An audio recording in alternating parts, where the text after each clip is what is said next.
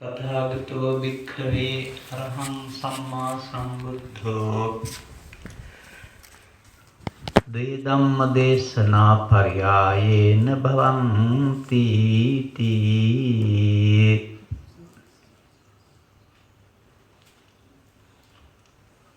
විහාරාධිපති අති ගෞරවනීය නායක ස්වාමීන් වහන්සේගෙන් අවසර අපට මෙම ධර්ම දේශනා මාලාව සඳහා ආරම්භ කළා වූ කොළඹ සමිතියෙහි සමාජිකත්වයේ මූලිකව සිටින ප්‍රධාන අනුග්‍රහක බවතුන් ඇතුළත් කොට ඇති අපට සවන් දෙන්නට කැමැති සදහැවර පෙන්වතුනි, ඔබට වැටහි තිබෙන්නට ඕනේ මේ තවත් සම්ප්‍රදායානුකූල ධර්ම දේශනාවක් නෙවෙයි කියලා. තවත් කොතනක හරි කියන තවත් බණක් නෙවෙයි කියන එක තේරුම් ගන්න තියෙන්න ඕන.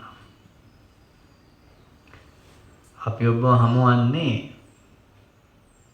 ඊට පුළුල් අරුතකින් ජීවිතය සාර්ථක කරගන්න ආකාරය, ජීවිතයේ දුක් හැට වලින් ඒවා අවම කරගන්න ආකාරය බුදුරජාණන් වහන්සේ පැහැදිලි කරලා තියෙන්නේ කොහොමද කියලා ඔබට පැහැදිලි කරලා දෙන අදහසින්. බණ ඇසීමෙන් පස්සේ ප්‍රායෝගිකව අනුගමනය කරන්න ක්‍රියාමාර්ගයක් තියෙනවා. අප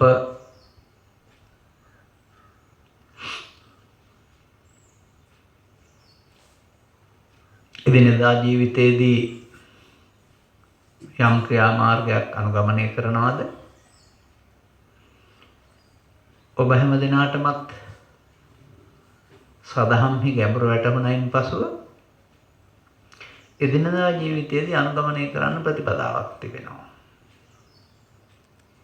මොකද මම කරන්න ඕන කියන ප්‍රශ්නය අහන තාක්කල් කරුණ වටහාගෙන නැහැ. කරුණ වටහා ගත්තාම කරන්න ඕන දෙයට පෙළඹෙනව නැත්නම් ඒ කරුණ ආරම්භ කරනවා ඇරුණාම අර වගේ ප්‍රශ්නයකට වටිනාකමකුත් නැහැ එතනදී.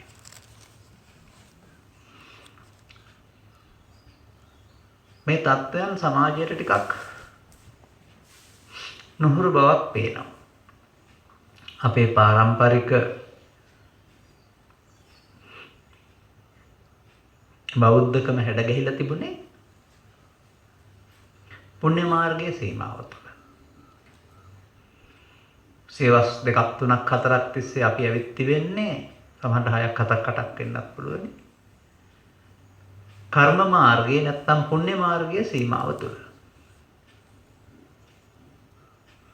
අවාසනාවකට ධර්ම මාර්ගයට අවතීර්ණ වෙන ආකාරය පිළිබඳව අවබෝධයෙන් කටයුතු කළ බවක් අපි දකින්නේ නැහැ. මේ වෙනසවත් දන්නේ නැහැ. කර්ම මාර්ගයයි ධර්ම මාර්ගයයි කියන්නේ එකක් නෙමෙයි දෙකක්. ධර්ම මාර්ගයෙන් තොරව කර්ම මාර්ගය යා හැකි. කර්ම මාර්ගයේ ගියාට ධර්ම මාර්ගයේ ප්‍රතිඵල හම්බ වෙන්නේ නැහැ කියන එක දන්නේ නැහැ සමාජය. නමුත් ධර්ම මාර්ගය යන්නට ඕන නම් කර්ම මාර්ගෙත් ගිය හැකියි. කර්ම මාර්ගය තෝරාගත්ත බවනින් ධර්ම මාර්ගයට අවතීර්ණ වෙන්න බෑ. අපි දකින්නේ අපේ සියවස් 7-8ක බෞද්ධ පරම්පරාව කර්ම මාර්ගයේ සීමාව තුළ ඇවිත් තියෙනවා.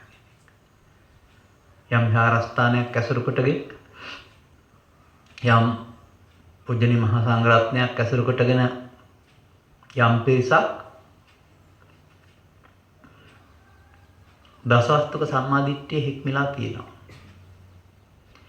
ඔවුන්ට දසවස්තුක සම්මාදිට්ඨිය හික්මීම සඳහා අපි බණ කියන්න ඕන නැහැ. අපේ ස්වාමීන් වහන්සේලා නැත්නම් විහාරස්ථාන එහෙම පිරිසක් හදලා තියෙනවා. නමුත් බුදුරජාණන් වහන්සේගේ ඉගැන්වීමේ ඊට වඩා එහාගේ ගැඹුරක් තියෙනවා. දසවස්තුක සම්මාදිට්ඨිය පදනම් කොටගෙන අසහනෙන් දුකින් පීඩාවෙන් මිදෙන්න නම් ආර්ය සම්මාදිට්ඨියට අවතීර්ණය වෙන්න ඕන. ආර්ය සම්මාදිට්ඨියට අවතීර්ණ වීම කියන එක පාරම්පරික බෞද්ධකමකින් සිදුවන්නේ නැහැ.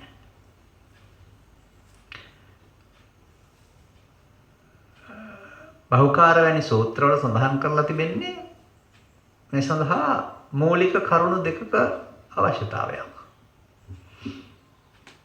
සත්පුරුෂ ආශ්‍රය සහ සද්ධර්ම ශ්‍රවණය.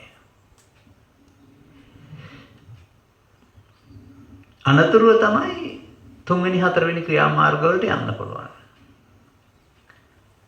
අනේ තුන්වෙනි හතරවෙනි ක්‍රියාමාර්ග වලට නොගිය බෞද්ධකමක් තමයි අපට පරපුරෙන් ලැබිලා තිබෙන්නේ. මෙතනයි අපි ඉන්නේ.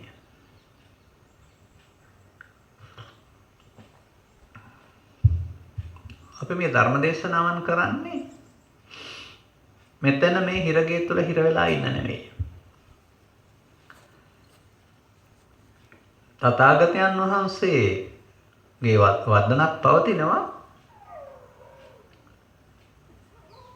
උන්වහන්සේ සමාජයට එලිපෙහෙලි කළ නැත්නම් උන්වහන්සේ අවබෝධ කළ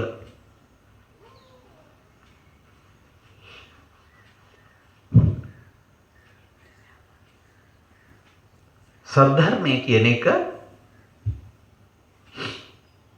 බබලන්නේ විවෘත වුණොත් යට වුණොත් බබලන්නේ නැහැ කියන එක. ඒක තේමාවක් වශයෙන් තියෙන එකක් ත්‍රිපිටකයේ. එබැවින් සද්ධර්මයේ යට වුණොත් සද්ධර්මයේ යට වී පවතින සමාජයක ධර්ම මාර්ගය යන්න බෑ. එවිට අනුගමනය කරන ක්‍රියාමාර්ග තමන් නොදනිතත් සද්ධර්ම ප්‍රතිරූපක බවට පත් වෙනවා. ඒක වුණම දන්නේ නැහැ. ප්‍රතිරූපක කියන එකේ තේරුම සද්ධර්මයේ වාග දෙයක් කරුණාම ඒක සැබෑ සද්ධර්මයේ නොවේ කියන එක. නමුත් ඒක වෙනස තේරුම් ගන්න බෑ. එබැවින් සද්ධර්ම ප්‍රතිරූපක සද්ධර්මයේ වශයෙන් තේරුම් අරගෙන ඒ මඟ යන්නෝ ඒක මඟ අනුගමනය කරන්නෝ බහුලව අපට හමු වෙනවා. මගේ උදාහරණවල තිබෙනවා කෙතක කරහා යන කුරුල්ලෙකුට ගොවියයි පඹයයි දෙන්න එකට අඳුනා ගන්න බැරි වෙනවායි කියලා. මොකද ඇඳුම එක සමාන බැවින්.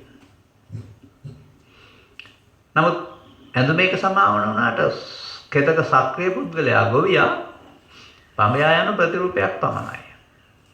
ප්‍රතිරූපයට කෙතේ වැඩ කරන්න බෑ. ඒ වගේ මේ බුදු සමයේ පුණ්‍යක්ෂේත්‍රය තුල ලැබෙන්න තිබෙනා වූ නිවීම සැනසීම අසත් ධර්මයකට ලබා දෙන්න බෑ. ඒ ලබා දිය හැක්කේ සද්ධර්මයට පමණයි. එබැවින් ධර්මදේශනා ශ්‍රවණය කිරීම තුළ සදහම් කරා යන්න වෙනවා. මෙහිදී මේ සමාජයේ පවතින ප්‍රවණතාවයක් පිළිබඳව මම තවත් හැඳින්වීමක් කරන්න කැමතියි. බොහෝ දෙනා හැඩගැහිලා තිබෙන්නේ බෞද්ධකම කියන්නේ පින්කම් කිරීම කියන සීමාව තුළ හිර වෙලා ඉන්න. එතනින් එහාට දෙයක් තේරෙන්නේ නැහැ. වෙසක් සමය බැලුවත්, උඳුවක් පොහොය බැලුවත්, කඩන පින්කම් සමය බැලුවත් පින වර්ණනා කිරීමකින් එහාට, පිනට නැඹුරු වීමකින් එහාට යමක් තියෙනවා කියලා හිතන බවක් පේන්නේ. පින බුදුරජාණන් වහන්සේ ප්‍රතික්ෂේප කරන්නේ නැහැ. කුමක්ද මා මේ පවසන්ට හදන ඊට එහාට තියෙන දේ? අන්න එයයි සමාජය දන්නේ නැත්තේ. අපි ඉදිරිපත් කරලා තියෙන දේශනා එකක් දෙකක් ගන්න. පුණ්‍ය ක්‍රියාවත් සූත්‍රයේ පැහැදිලි කරනවා දෙවියන් අතර මිනිසුන් අතර පැවිද්දන් අතර භවෝග සම්පත් ආයවර්ණ සම්බල සඳහා දාන සීල කියන එක උදව් වෙනවායි කියලා. සුවන රාජකුමාරයට පෙන්නනවා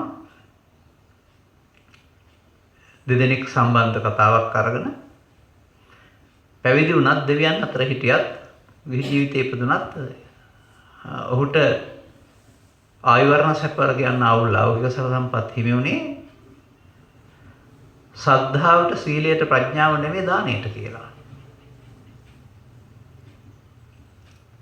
ඒ දායකයා සහ දායකයා කියන දෙන්න බුදුන්ගෙන් බණ අසා සමසද්දා සමසීල සමචාග තිබුණට එක්කෙනෙක් දායකත්වයක් දරපු කෙනෙක් සිව්පසයෙන්. අනිත් කෙනා සිව්පසයෙන් උපස්ථාන නොකළ කෙනෙක්. මේ පරලෝකස් දෙවියන් අතර මහේසාක්‍ය වුණේ මේ පරලෝකස් මිනිසුන් අතර ඉපදීපත් මේ භවෝග සම්පත් හිමි කරගත්තේ මේ පරලෝකස් මේ පැවිද්දටපත් වී සිව්පසේ බහුල කරගත්තේ ශ්‍රද්ධාව සීලය ප්‍රඥාව නිසා නෙවෙයි අර දායකත්වයේ නිසාමයි. දායකත්වයේ නිසා ඒ දේවල් ලබාගත දායකත්වයේ නැති කෙනාට යාළු වුණා. ශ්‍රද්ධා සීල ප්‍රඥා තුලින් තමයි අන්තිමට ලබා ගන්නා වූ නිවීම ලබා දීලා තියෙන්නේ. දෙදෙනාටම. නමුත් දායකත්වයේ තමයි දෙවියන් අතර හෝ පැවිද්දේ හෝ මිනිසුන් අතර ලබන්න තියෙන මේ මහේසාක්‍ය දේවත්වය භවෝග සම්පත් වල බහුල බව හෝ පැවිද්දේ ප්‍රත්‍යපහදසු ලැබිලා තිබෙන්නේ. එතකොට ඒවා පුණ්‍ය මාර්ගයේ ප්‍රතිඵල ප්‍රතික්ෂේප වෙලා නැහැනේ. එබැවින් උන්වහන්සේත් වදාරනවා අලමේව දානානි ධාතුන් අලං පුඤ්ඤානිකාතුන් යත්‍රහි නාම දේවභූතස්ස විපකාරානි පුඤ්ඤානි ගිහිභූතස්ස විපකාරානි පුඤ්ඤානි පබ්බජිතස්ස විපකාරානි පුඤ්ඤානි කියලා. ඒ සූත්‍රයේ තියෙනවා ඒක. එබැවින් දන් දෙන්නම ඕන, දන් දෙන එක සුදුසුයි, පින් කරන එක සුදුසුයි, කරන්නම ඕන.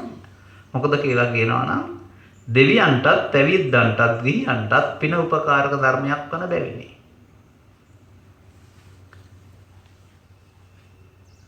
මේ ධර්ම දේශනාව මම මෙහෙම කරන්න හිතුවේ නැහැ. ඊයේ හවසත් අද උදෑසන පසුවත් මම වෙනත් ඉලක්කයක් ඔස්සේ යමින් හිටියේ. ඒ වුණාට අපට මේ ගමනට පෙර දුරකථනයෙන් කිසියම් කතා බහක් ඇති වුණා සංවිධායක මණ්ඩලයත් සමග. එහි ප්‍රතිඵලය වශයෙන් තමයි මම මේ සරල කරුණු පැත්තකට යන්නේ. සරල නෑ මේක ඇත්තටම. තව දේශනා පහක්වත් අහලා තේරුම් ගන්න වෙයි. නමුත් මේ කරුණ කියන්න ඕන කියන අදහසට මම ආවේ ඊට පස්සේ. නැත්තම් මේ තේමාව කාර්යයකට ගොඩ වෙනකොට මගේ හිතේ තිබුණේ නෑ. කොහොමද මම කියන්න උත්සාහ කරන්නේ? අපේ ස්වාමීන් වහන්සේලා සිල් සමාදන් වෙන ඔසෝසියන් නිවෙස්වල ඉන්න පරිත්‍යාගශීලී බොහොම සැබෑවත් පිනට බරයි. එබැවින් මේ පුණ්‍ය කර්මයන්ට ඔවුන්ගේ චේතනාවේ තියෙන පාරිශුද්ධත්වය අනුව පාරිශුද්ධත්වයේ 100ක් නැහැ හැමෝම ගාව යහපතුත් නැහැ. ඒකයි පාරිශුද්ධත්වය අනුව කියලා කියන්නේ. පරාර්ථකාමීත්වය අනුව උන්ට විපාක හිමි වේවි. බුදුන් වහන්සේ පින් කරන්න එපා කියලා හැම නැහැ. උපකාර වෙනවායි කියලා තියෙනවා. හැබැයි උන්වහන්සේ විශේෂ කාරණයක් දේශනා කරලා තියෙනවා. ඒක අපේ අවධානයෙන් බැහැර වෙලා. ගාථාව දන්නවා. ගාථාවේ මුල් පදේ මේක කියලා තියෙනවා. සබ්බපාපස්සා කරන. පව් කරන්න එපා. පින් කරන්න එපා කියලා නෑනේ. පව් කරන්න එපා කියන එක ලෙහාන තියනවාද? කියන්නේ අපි පව් කරන්නේ නැහැ කියලා කියන එක නෙමෙයි මෙතන ඇත්ත සිද්ධිය. පෘථග්ජන කියන එකේ තේරුමම පව් හෝ පින් සිද්ධ වෙන කියන එක. එබැවින් මා දකින්නේ බුදුරජාණන් වහන්සේගේ ඉගැන්වීම පින් කරන්න කියන එක නෙවෙයි. පව් කරන්න එපා කියන එක. අන්‍ය ආගමික ශාසනවල පවා පින් කරනවා කියන එක තියෙන්න පුළුවන් පින් කියන වචනේ නැතුව. මම දකිනවා බුදුරජාණන් වහන්සේගේ ඉගැන්වීම පැහැදිලි කර ගන්න අතුරු කෙනෙකුට පවෙන් වළකින්න බැරි බව. අන්න අපි හොයාගන්න ඕන කාරණේ ඒක. අර අපේ බෞද්ධ පින්නතුන් කියාවි අපි මොකටද පන්සල් යන්නේ? අපි වරදක් කරන්නේ නැහැ, හොරකම් කරන්නේ නැහැ. එහෙම කියලා Taman පාරිශුද්ධත්වයට පත් වෙන අය ඉන්නවා සමාජයේ ගෙවල් දොරවල් වල. පව කරන්නේ නැහැ කියන එක. නමුත් ඒ නොදන්නකමට කියන්නේ. තරහ එනවා කියන්නේ පව සිද්ධ වෙනවා නෙමෙයිද? කේලමක් කියනවා කියන්නේ පව සිද්ධ වෙනවා නෙමෙයිද? පලි ගන්න හිතනවා කියන්නේ පව කරනවා නෙමෙයිද? දේශපාලන වශයෙන් විරුද්ධවාදීන්ව ඉන්නවයි කියන්නේ පව සිද්ධ වෙනවා කියන එක නෙමෙයිද? කාලකෝලහල අඩනවර ගෙවල් වල අමසමයන් අතර තියෙනවා කියන්නේ පව සිද්ධ වෙනවා නෙමෙයිද? මේ නිරන්තරයෙන් සිතින් කයෙන් අතරින් පෘථග්ජනයා කියලා කියන්නේ පින් වලට වඩා පව් කරන කෙනෙක්. ඒ නිසා මගේ මේ මාතෘකා පාඨය ටිකක් අමුතු එකක්.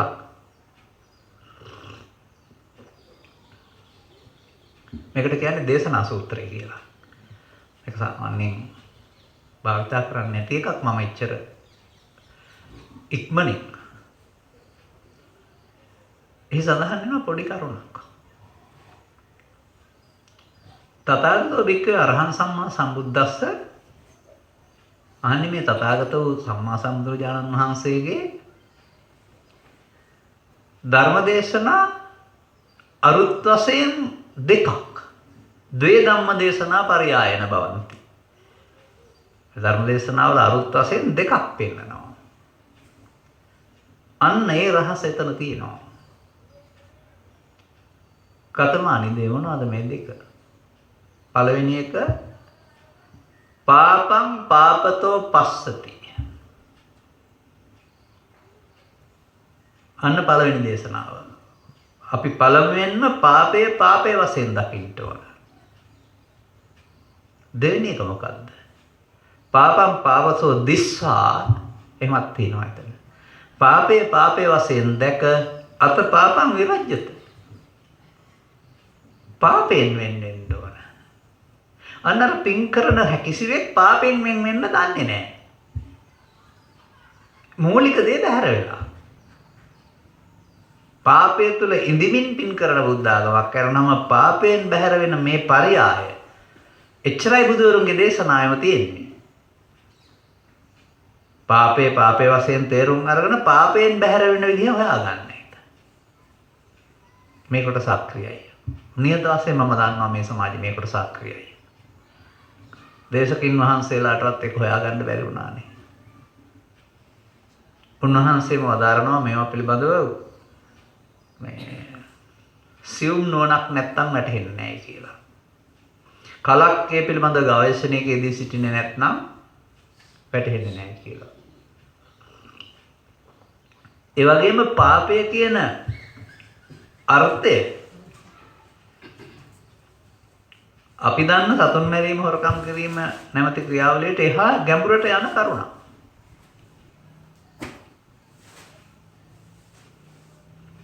මෙබැවින් මේ සමාජයේ ජීවත් වීමේදී සකස් වී තියෙන සමාජයේ යහපත් මව්පියන් යහපත් දූ දරුවන් හැදීම යහපත් ගුරුවරුන් ඒ සමාජයේ හැමග යැවීම පූජ්‍යපක්ෂයේ වුන් යහපත් පුරවැසියන් වශයෙන් නීතිය තුල හෝ පෞද්ගලිකත්වයෙන් තුල හික්මවීම කියන මේවා යම් මට්ටමකට කෙරීගෙන පවතිනවා 100%ක් නැත. පව් කරන්න එපා පින් කරන්න කියන අයත් ඉන්නවා. නමුත් එහෙම මේක ලහන්න පුළුවන් ගැටයක් නෙවෙයි. මම දකිනවා පෘථග්ජනයා කියලා කියන්නේ පාපේ පාපේ වශයෙන් දැක්කේ නැති කෙනා. එබැවින් නො පින වෙනම කරන අතර ජීවිත අවසානයේ දක්වා පාපයේ මගින් සිදුවෙන පිරිහීමෙත් උරුමකරුවා බවට පත් වෙනවා. මේකට ඉතින් මම හොඳ උදාහරණයක් කියන්නම් තැනක් නැතුව ඔබට හිතලා තේරුම් ගන්න පුළුවන් විදියට. මේ විහාරස්ථානෙත් මගේ විහාරස්ථානවලත් තවත් විහාරස්ථානවලත් බොහොම ශ්‍රද්ධාවන්ත අම්මලා ඉන්නවා. සම්පූර්ණ කාලයම පන්සල හදන්න දානි දෙන්න අටකටන පින්කම් කරන්න ස්වාමීන් වහන්සේලා උපස්ථාන කරන්න පිනට ඇලී ගැලී ඉන්න අය ඉන්නවා. පින් සිද්ධ වෙන්නේ නැතුව නෙවෙයි. නමුත් ඔවුන්ට යම් අසනීප තත්ත්වයක් ඇති වුණාම වයස ආගදී අර පින් ඔක්කොම මතක නැති වෙලා සිහිවිකලේ එහෙම නැත්නම් දුකසේ දරුවෝ සැලකුවේ නැහැ, කන්න නැහැ, මොකක්වත් මෙච්චර කරපුවාම ඇයි මට මෙහෙම වුනේ කියලා ජීවිතාවදී අග දුක් විඳිනවා. ඇයි අර පින ඉස්මතු කරගන්න බැරි වුණේ? අය අර දුකක් එළියට මතුවලා ආවේ. මේක සමස්ත සමාජය තුළම තියෙනා වූ කේදවාචකයක් මම දකින්නේ. පෘථග්ජන කියන සමාජයේ හැකි කාලේ කොතරම් යහපත් දේවල් කරමින් ජීවත් වුණා. ඉන්ද්‍රිය දුර්වල වෙන විට තමන් සිතන පතන ආකාරයට ජීවත් වෙන්න බැරි නම් තමන් සිතන පතන ආකාරයට දරුවන් සලකන්නේ නැත්නම් තමන් සිතන පතන ආකාරයට අනික සිදු වෙන්නේ නැත්නම් ඒ නිසා අනේ මෙහෙම උනේ නෑනේ කියලා දුකසේ ඉන්නවා. දුකසේ විතරක් නෙවෙයි තරහෙන් වෛරයෙන් පුපුරමින් ඉන්නවා දැකලා තියෙනවා. එබැවින් මේ සමාජයට පින හඳුනා ගන්න පුළුවන් වුණා. පින සිද්ධ කරගත්තා. පාපේ වශයෙන් දකින්නත් පාපෙන් ඉවත් වෙන පාරක් හොයාගන්න බැරි වුණා. ඔය අපේ බණ ලෝක තියෙන්නේ. අපි මේ පැහැදිලි කරන්න හදන්නේ පින් කරන්න එපා කියන්න නෙමෙයි. ඒ යහපත් ක්‍රියාදාමයන් එහෙමම කරන්න. මොකද අපිත් ඔබටත් වඩා ඒවා කරනවා කීවේ නැති වුණාට. බලාපොරොත්තුවකින් කරේ නැති වුණාට ප්‍රසිද්ධියේ නමක් බලාපොරොත්තු නැති වුණාට ඉඩ කඩලා හැම මොහොතම අපිත් පරාර්ථය කියන එක අපේ පමණට කරන දෙයක්. නමුත් මේ පාපේ වශයෙන් දැක පාපෙන් ඉවත් වීම නැමැති ධර්මතාවය එහෙම ලේසි වැඩක් නෙවෙයි. අන්න ඒකත් තේරුම් ගන්න ඕන. මේදී මේ සූත්‍රයේ තියෙන තව රහසක් තියෙනවා. බුදුන් වහන්සේ මෙහෙමයි ප්‍රකාශ කරන්නේ. බවාරාමා භික්ඛවේ පජා. සිංහලෙන් එකට කියන්නේ ප්‍රජාව, මහණෙනි ප්‍රජාව භවය නිවසක් කොටගෙන ඉන්නේ. බවාරාමා කියන එකෙන් පෙන්නන්නේ. දැන් ඔය ඔබට හම් වෙන ඔය පින්වන්ත ජනතාව පින් කරලා මිනිසුන් අතර තුසිත දෙවිය ලෝකේ ඒ විදිහට මතු උපදින මනුස්ස ජීවිතය හෝ දෙවියන් අතර සැප නෙමෙයිද ප්‍රාර්ථනා කරන්නේ. අන්න බවාරාමා. ප්‍රජාව භවය සැපතක් කරගෙන ස්ථිර නිවසක් හදාගෙන ඉන්නේ. ඒ භවය ආරාමයක් කරගත්ත ප්‍රජාවට භව නිරෝධාය ධම්මං දේශේමානේ. බුදුහරු ධර්ම දේශනා කරලා තියෙන්නේම භව නිරෝධය පිණිස. එහෙම කරන බණ කියනකොට න සුසුසති න සෝතං ඕදහිස්සති. ඒක සවන් දෙන්න කැමති වෙන්නේ නැහැ. ඒකට කන යොමු කරන්නේ නැහැ. ඒකට ප්‍රිය කරන්නේ නැහැ. ඒකට දරා ගන්න කැමති වෙන්නේ නැහැ. අන්න මේ ප්‍රජාව තුළ අදත් ওই කාරණාව තියෙනවා. ඔබට මේ බණ රස වුණාට මේ සමහර විට ඔබ මේ වැඩි දෙනෙක් මේ ගමේ යනවෙන්න වෙන්න පුළුවන්. බණ අහන්න එන්නේ නැතින් අය. ගමේ අයට තාමත් ඒ පිළිබඳව වටකමක් නැහැ. මේක මට එළියුනේ මේ මෑතදී තව අර 350ක් 500ක් සහභාගී වෙච්ච ධර්ම දේශනාවක් කරන තැනකදී තොරතුරක් එළිවීමෙන්. අවුරුදු 2යි මාසයක් බණ කිව්වා. සංවිධායක මණ්ඩලය කරනවා විහාරස්ථාන සීමාව තුළින් දෙන්නයි බණ හඩයන්නේ. බණ අහන්න ඇවිත් සිටියේ. ඊටු 500ම කොහෙන්ද ඇවිත් තියෙන්නේ? පිටාය. ඒගොල්ලන් පන්සල තියෙනවා. අපි බණ කියද්දී ඇවිදින් බෝධි පූජා මල් පහන් පූජා කරලත් යනවා ඔක්කොමත් කරනවා. ඔවුන්ට පිනෙන් එහාට බුද්ධ ආගමක් නැහැ ඕන නැහැ. මේ අයට තේරෙන්නේ නැත්තේ පිනට හැප විපාක තියෙනවා තමයි. නමුත් පවට දුක් විපාක වලින් නිදහස් වෙලාද? නෑනේ. පෘථග්ජනයයි කියන පුද්ගලයා තුළ පිනට විපාක තියෙයි දොර ඇරුමොත්. නමුත් ළමා කාලේ සිට මරණාසන්නය දක්වාම සිදුවෙන්නේ ලෝභයෙන්, ද්වේෂයෙන්, මෝහයෙන් වැඩෙමින් යන එක. පින් කළත් අරක වැඩෙනවා. විශාකාවගේ කතාව ඔබ සවන් දීලා තියෙනවා නම් මගේ ඒකේ පෙන්වන තේමාවේ පෙන්වන්නේ ළමා කාලයේ සිට මහලු කාලය දක්වා පුතග්ජන භාවයකට ජීවත් වීමේදී ඇලීම් සංඛ්‍යාව ඉහළ යනවාද? ඇලීම් හෝ ගැටීම්. දෙකමයි ඒ අල්ලා ගැනීම කියන වචනෙන් පෙන්වන්නේ. ඒ ඉහළ යන තරමට ජීවිතයේ දුක් වැඩි වෙනවා. අල්ලා ගැනීම 100ක් ඇද්ද දුක් 100ක් ඇද්ද? මෙන්න මේ පිනට කැමති පෘථග්ජනයාත් පින් කරන්නේ නැති පෘථග්ජනයාත් දෙන්නාම මේ අල්ලා ගැනීම සංඛ්‍යාව ඔස්සේ ජීවිතය ගත කරනවා අගට. ඒ වෙනින් ජීවිතය අගදී මුහුණ දෙන්න සිදුවෙන සිද්ධීන් කෙරෙහි උපේක්ෂා සහගතව මුහුණ දෙන්න අවබෝධයක් ලබාගෙන නැහැ. නොලබන දේවල් ගැන දුක් විඳිනවා. දරුවෝ බලයි කියලා බලාපොරොත්තු වෙනවා නොබැලුවොත් දුක් විඳිනවා. එක දරුවෙක් තරහ වෙලා ඉන්නවා. එක්ක මට ඇයි මෙහෙම වුනේ කියලා කියනවා. මෙච්චර පින්කම් කරපො මට. එබැවින් මේ භව ආරාමයේ හැදිලා තියෙන්නේ කොහොමද? භව නිරෝධාය ධම්මං දේශීමානේ තේරුම් ගන්නේ කොහොමද? මේවා අපි හොයන්න ඕන කරුණු. මේවා හොයන්න යනකොට විශේෂයෙන් තේරුම් ගත යුතු රහසක් තියෙනවා. මේ රහස වැරදි ආකාරයකට සමාජය තාමත් පරිහරණය කරමින් සිටින නිසා මේ කඩතිරෙන් එහාට යන්න බෑ සමාජයට. ඒ රහස පසුගිය කාලේදී අපි වෙන ආකාරයකින් පැහැදිලි කළා. නමුත් ඒක හොඳටම තියෙන තැනක් මම හොයාන දැන් මාසයක් දෙකක් තුනක් නැත්තම් වහුගේ වෙසක් වල ඉඳලා ඒක කියනවා. ඒක ඔබ අමතක කරන්න එපා. ඔබ අසායදී නමුත් යලිත් මම මතක් කරන්නම්. කියපු වචනයක් නැවත කීවායි කියලා හිතන්න එපා. මේක අනිවාර්යෙන්ම මතකයේ තබා ගත යුතු රහසක්. මේ ධර්ම මාර්ගයට අවතීර්ණ වීම සඳහා එහෙම නැත්නම් මේ පවෙන් වෙන්නීම සඳහා අනිවාර්යයෙන්ම දැනගත යුතු කරුණක්. මූලාශ්‍රය මෙහෙමයි එන්නේ. වාදෙහි දක්ෂයෙක් වුණ සත්‍යක බුදුන් වහන්සේ හමුවට නොගොස් යන්නේ අස්සජි මහරහතන් වහන්සේ ළඟට. ප්‍රශ්නය තමයි ශ්‍රවණ බවත් ගෞතමින් ශ්‍රාවකින් හික්මීම සඳහා භාවිතා කරන්නා වූ ක්‍රමෝපාය කුමක්ද? මේ ප්‍රශ්නයමයි බුදුරජාණන් වහන්සේ ළඟත් සත්‍යක විමසලා තිබෙන්නේ. දෙදෙනාම දී තියෙන එක උත්තරයක්.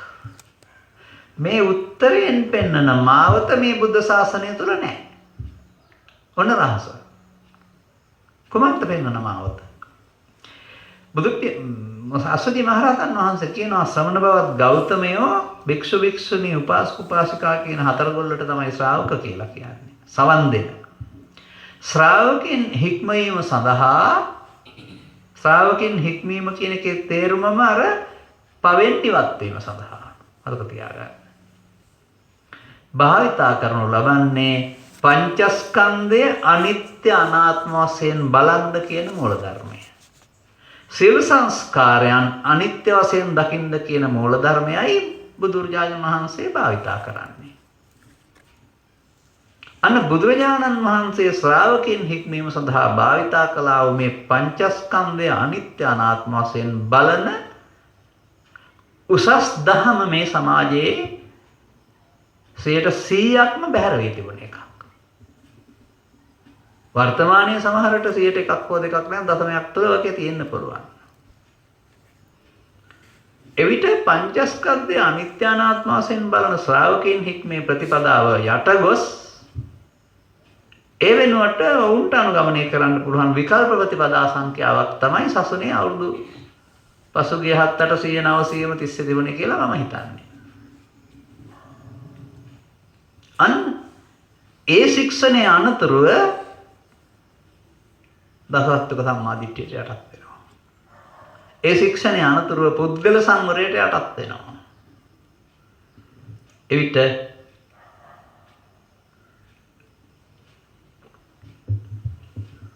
ගියාට ගෙදරදී පංචශීල ප්‍රතිපත්තියක් පනවා තිබෙනවා. ගියාට විහාරස්ථානයට පැමිණෙට දස ශික්ෂා අට ශික්ෂාපද ප්‍රතිපත්තියක් පනවා තිබෙනවා. තවත් මදිනම් ආරණ්‍යට ගිහිල්ලා ඒක වෙනස් කරගන්න පුළුවනි. මේ ආජීවට්ටමක කියලා නැත්නම් ගහට්ට දසශීල කියලා. පැවිද්දටපත් වෙනකොට සමන් සාමණේර කියලා ශික්ෂාපද 10ක් දෙනවා. උපසම්පදාවේදී 27ක් විනය පනවනවා. මේ ඔක්කොම ආයත් පංචස්කන්ධය අනිත්‍ය අනාත්ම වශයෙන් බලන ධර්මයෙන් පිටයි. ලැජ්ජ නැතුව පිළිගන්න ඕන සමාජයේ. අන්න එකයි ඇත්ත. මේ සමේ තේරුම් ගැනීමේදී තමන් මේ දුකින් නැත්තම් මේ කරදරයෙන් නිදහස් වෙන්න තමන් සම්මාදිට්ඨිය ලබා ගන්න කැමති නම් මේක අවංකව පිළිගන්න ඕන. මේක තමයි අපි ඉන්න ශික්ෂණය. කොතරම් ඒක උසස් වුණත් ඒකට විපාක තිබුණත් ඒක ආපහු සීල සමාධි ප්‍රඥා දසරත්තුක සම්මාදිට්ඨිය කර්ම මාර්ගය ආර්ය ප්‍රතිපදාව නොවේ. පාපේ වශයෙන් දැක පාපයෙන් වෙන්වීම නොවේ. මෙන්න මේක තමයි හොඳින් තේරුම් ගන්න ඕන කරුණ. එය තුළ අර බුදුන් වහන්සේලා ශ්‍රාවකයන් හික්මවීමේ ත්‍රිපිටකය තුළ තියෙනා වූ ප්‍රශස්ත ප්‍රතිපදාව ආර්ය ප්‍රතිපදාව අක්‍රියයි. එබැවින් මාර්ගඵල පිළිබඳ විශ්වාසයක් අපේ අයට නැහැ. මාර්ගඵල අනාගත බුදුහාමුදුරන්ගේ ශාසනය ලබන්නට එතෙක් මිනිසුන් අතර හෝ දෙවියන් අතර ජීවත් වෙන්නට පින් කරන තැනකට වැටුණ බුද්ධාගමක ඉඳලා අපි නැගිටින්න ඕන. මතක තියාගන්න. මෙහිදී මට යම් දේවල් කියන්න හිතෙනවා. සමහර විට ප්‍රථම වතාවට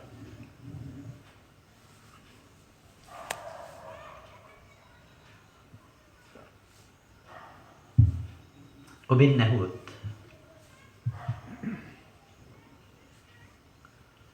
සංඝ ભેදය කියන්නේ මොකක්ද කියලා. ඔබ නියත වශයෙන්ම කියනවා හාමුදුරුවෝ තරහ වෙන එක කියලා.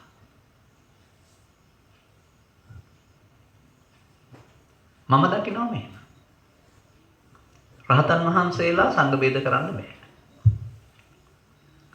පෘථග්ජන හාමුදුරුවෝ තරහ කරන එක සංඝ ભેදේ වෙන්නේ නැහැ. නමුත් අපි කල්පනා කරන්නේ මේ දෙපිරිසක් තරහ වෙන එක සංඝ ભેදය කියලා. මම ඉතින් ඕක ප්‍රථම ආනන්ද, ද්විතීය ආනන්ද, සංඝ ભેද, සංඝ සාමග්ගී කියන අංගුත්තර නිකායේ තියෙන සූත්‍ර ගණනාවක් විමර්ශනය කරමින් තේරුම් ගන්න උත්සාහ කළා මොකක්ද මේ කියලා. අපි දකිනවා දේවදත්ත බුදුරජාණන් වහන්සේගෙන් පිරිසක් කඩාගෙන ගිහින් සංඝ ભેද කරයි කියලා.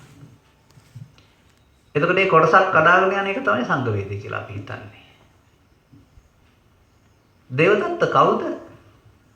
මාර්ගඵලලාභීත්වයක් නොලැබූ ලෞකික 이르දියක් ලබාගෙන ඒක නැති කරගෙන මරණින් පසු අපායට ගිය කෙනෙක්. එහෙනම් ඔහුගේ දහම තුල නිවන් මඟ තිබී නැහැ. ඔහු දහමක් දේශනා කළාට ඒක තුල නිවන් මඟ නැහැ.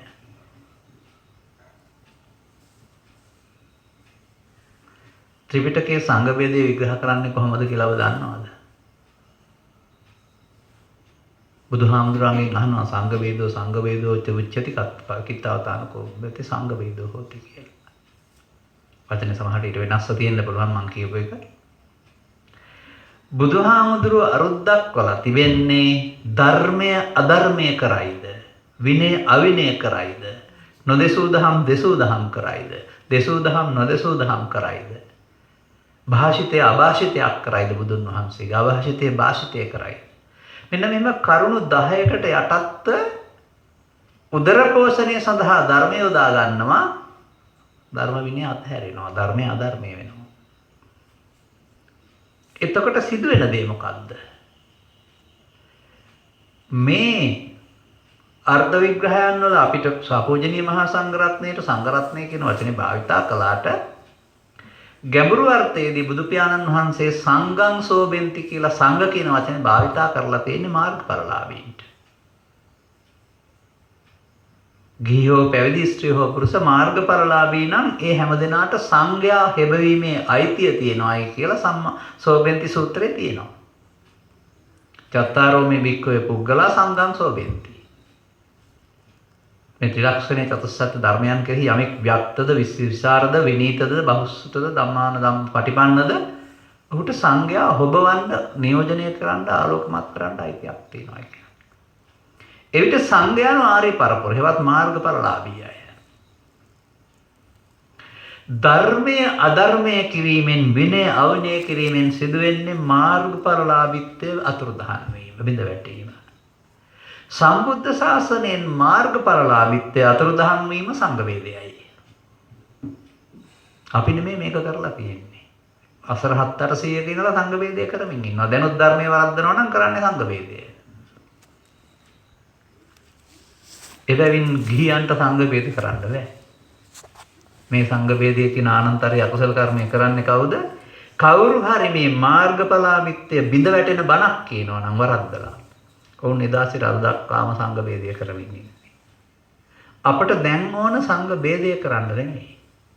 අන්න ධර්මයේ වශයෙන් විනය වශයෙන් දසූ දහම් වශයෙන් නොදසූ දහම් නොදසූ වශයෙන් මේ කරුණු 10 හෙලි කරලා එය බඩගෝස්තරවාදී සඳහා යොදා ගන්න නැතුව නිවීම සඳහා යොදා ගන්න පුළුවන් නම් එවිට මාර්ගඵලලාභීත්වයේ සසනුතර ඇතලුයි ඇතිවීම සුඛා සංගස්ස සමාග්ගයි.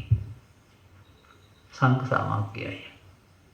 සමර්ථානන්ත අපෝසුකෝ ඒ මාර්ගඵලලාභී වුණායට කාමරාග ව්‍යාපාද තුනී කරමින් විනාශ කරමින් යන තපස සැපයි. අනිත් පැයට ඒක සැප නැහැ. අන්න ඉතින් මේ අරුත ලෙහා ගන්න නැතුව ඉස්කෝලේ ගිහින් ඉගෙන ගත්ත පදේ පාඩම් කරගෙන හාමුදුරුව තරහ වෙන එක සංඝ වේදය කියන හිතන් හිටියට හරියනවද?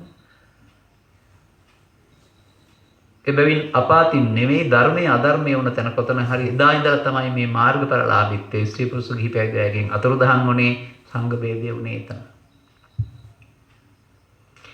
ලස්සන වචනයක් තියෙනවා. ධර්මයේ අධර්මයේ වීම විනය අවිනය වීම. ඒක හොඳට තේරුම් ගන්න. නොදසූ දහම් දසූ දහම් වීම දසූ දහම් නොදසූ දහම් වීම. මම දකින බුදුරජාණන් වහන්සේ අංග සම්පූර්ණ පුද්ගලයෙක්. තවත් කෙනෙකුට ඌණ පූර්ණයක් සපයන්නට අවශ්‍ය ප්‍රමාදයෙන් යුක්ත ධර්ම දේශනා කරලා යන්න නම් බුදු වෙන්න ඕන නැහැ. මතක තියාගන්න. බුදුහාමුදුරන්ට බැරි වෙලා මේ කොටස මම විග්‍රහ කරන්න ඕනේ කියලා පස්සේ එකතු කරන්න අටුවා ටීකා ටිප්පනේ මම දකින්නේ බුදුවරයෙක් එහෙම දුර්වල කෙනෙක් විදිහට. උන්වහන්සේ භික්ෂු භික්ෂුණී උපාසක උපාසිකා කියන මේ අය ඒ தත්වයට ප්‍රතහස්ත භාවයට පරිපූර්ණ බවට පත් වෙනතුරු පිරිනොම් වඩින්නේ නැහැ. ඒවත් ජීවිතය අතාරින්නේ නැහැ කියලා කියනවා. එබැවින් අවශ්‍ය සම්පූර්ණ ධම දේශා ස්ථාවරයේ කොටයි බුදුවරේ ජීවිතය අතහරින්නේ. ඒ වුණාට අපි අද භාවිතා කරන ධර්ම වලින් පස්සේ එකතු කරපු ශ්‍රාවක භාෂිත කොච්චර තියෙනවද? සංගායනාවලදී පවා මේවා බුද්ධ භාෂිත වශයෙන් පිළිගන්න තීරණය කරයි කියලා කියනවා. හොඳයි ඔවුන් පෘථග්ජනය නම් රහතුන් නොවේ නම් බෞද්ධයන් විය හැකියි ඔවුන්. නොදසූ දහම් නොවිය හැකිද අපට එකතු කරලා තියෙන්නේ. සිංසපා පත්‍ර උදාහරණය ගන්න. සිංසපා කියන්නේ ඔබ දන්න ඇට්ටේරියා වලට ඇට්ටේරියා වනයේට සිංසපා වනය කියන්නේ. සිංසපා වනයේ ඉන්නකොට තමයි උන්වහන්සේ ඇට්ටේරියා වල ටිකක් අදට ගන්නෙ. අරන් කියන්නේ මේවා දසූ දහම්. නොදසූ දහම් තව කැලේ වොන් තරම් තියෙනවා. නොදසූ දහම් කැලේ තියෙන ඇට්ටේරියා වල වගේ දසූ දහම් අතේ තියෙන ඇට්ටේරියා වලට වගේ. නමුත් සත්‍ය තේරුම් ගන්න මේ දසූ දහම් ටික ඇති. අර කැලේ තියෙන ඇට්ටේරියා කියලා ඕන නැති නිසායි පැහැදිලි කරේ නැත්තේ. පසු කාලීනව මේ කැලේ තියෙන ඇට්ටේරියා වල හොයාගත්ත අය තමයි මේ පොත් ගොඩාක් පුරවලා අපිට යන්න බැරි තරම් ලොකු අමාරුවක් අපි දාලා තියෙන්නේ. කරන්න බැරි දේවල් ගොඩක්. මේක හොඳට තේරුම් ගන්න නුවණ නැත්නම් මේ සියල්ල බුද්ධ භාෂිත කියන්නේ අර කුණු ගොඩෙන් ටිකයි මේ කුණු ගොඩෙන් ටිකයි අර භාවනාන් ටිකයි මේ භාවනාන් ටිකයි සේරම කරන්න යනවා. ඔච්චර හුඟක් කරන්න දෙයක් නැහැ. වචන දෙකකින් කියන්නම් මම. පාපං පාපසෝ පස්සත පාපං පාපතෝ දිස්වාත පාපං විරජ්‍යත. මේ බුදු අරුන්ගේ තේමාව. එහෙම නැත්නම් මඤ්ඤමානෝකෝ බික්ඛු බද්දෝ මාරස්ස අමඤ්ඤමානෝ මුත්තෝ පාපිමතෝ.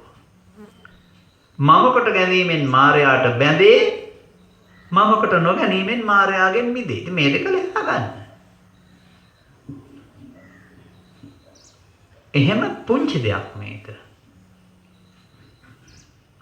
කෙබැවින් අප මේක තව ටිකක් එහාට අද තියෙන කාල සීමාවට අනුව ගහන්න වෙනවා. දැන් මම මේ ගත්ත මාතෘකාවට කාලය නැහැ. ඒ කාලය වළංගු කරන්න පුළුවන් එකක් නෙවෙයි මේක. පැය 5ක් විතර කියන්න පුළුවන් කරුණක්. යම් යම් කරුණු ටිකක් මම ඔබට කියන්නම් අද. හැබැයි අංග සම්පූර්ණව නොයැටෙන්න පුළුවන්. තව කීපතාවක් සමන් දෙන්න. අපි යමු. මම කියවා බුදුන්ගේ ශ්‍රාවකයන් හික්මීමේ මන්ත්‍රය නැත්නම් ක්‍රමය පංචස්කන්ධය අනිත්‍ය අනාත්ම වශයෙන් බලන්න. එහෙනම් අපි පංචස්කන්ධය ඉගෙන ගන්න වෙනවා. අනිත්‍ය අනාත්ම වශයෙන් බලන්න පංචස්කන්ධය ඉගෙන ගන්න වෙනවා. දන් දෙන්න හරි, සිල් රකින්න හරි, වන්දනා ගමන් යන්න හරි, චෛත්‍ය හදන්න හරි, පිළිම හදන්න හරි පංචස්කන්ධය අනිත්‍ය අනාත්ම ඉගෙන ගන්න ඕන නැහැ. පින් කරන්ට ඒක ඉගෙන ගන්න ඕන නැහැ. ඒක නැතුව කරන්න පුළුවන්. මම මෙච්චර විස්තර කරන්නේ ඔබට තේරුම් ගන්න. එබැවින් අපේ බෞද්ධයෝ පෘථග්ජන භාවයේ ඉන්නවා කියලා කියන්නේ ධර්මයේ කියන එක පිළිබඳව කිසිදු අවබෝධයක් නැහැ. ඔවුන් සසරට ඇලිලා ඉන්නවා, සසරේ සැප තියනවායි කියන මතය තියෙනවා. තවදුරටත් සැප ලබන්න ඔවුන් බුදු සමයේ ආයුධයක් කරගන්නවා. බුදු සමයේ තියෙන දානීය පරිත්‍යාගය ආයුධයක් කරගන්නවා Tamanට වැඩිපුර ලබන්න පරලෝකය. දැනටමත් ඔවුන් පරිත්‍යාගයට වඩා ලෝභයටයි ලැබි. මේ කරන ක්‍රියා බොහෝ දෙනෙක් පරත්තම් පටිපජ්ජත සීමාවෙන් ඉඳන් නෙවෙයි කරන්නේ. ඒ කියන්නේ ඒන් ශාසනය අන් අය ලැබෙන ප්‍රතිඵල වලින් ලබන සතුටට වඩා මට ලැබෙන්නයි යමක් කරන්නේ. එතකොට ඔය පින කියන එකත් ආපහු පව කියන කොටට වැටෙනවා. තේරුම් ගත්තේ නැති වුණාට. එහෙම කරන්න කිව්වොත්. උදාහරණයක් වශයෙන් මෙහෙම කියමුකෝ. කවුරු හරි කෙනෙක් බඩගින්නේ ඉන්නවා. ඒ මිනිස්යාට උපන් අනුකම්පාවෙන් මේ මිනිස්යාට කෑම වේලක් දෙනවා. ඒ මිනිස්යාගෙන් එහාට මේ කෑම වේල දෙන එකේ දෙන කෙනාගේ බලාපොරොත්තුවක් නැහැ. ඔහු සතුටු වෙන්නේ මේ මිනිස්යාගේ බඩගින්න නිනවා දැකලා. ඒක එකක්. තව කෙනෙක් මමත් මේ දුප්පත් වෙලා ඉන්නේ කණ්ඩ මට මේ එක කෑම වේලක් දීපම ලබන ආත්මෙට B20ක විතර වී හම්බ වෙයි. කියලා මේ ටිකක් දීලා හුඟක් ප්‍රාර්ථනා කරනවා.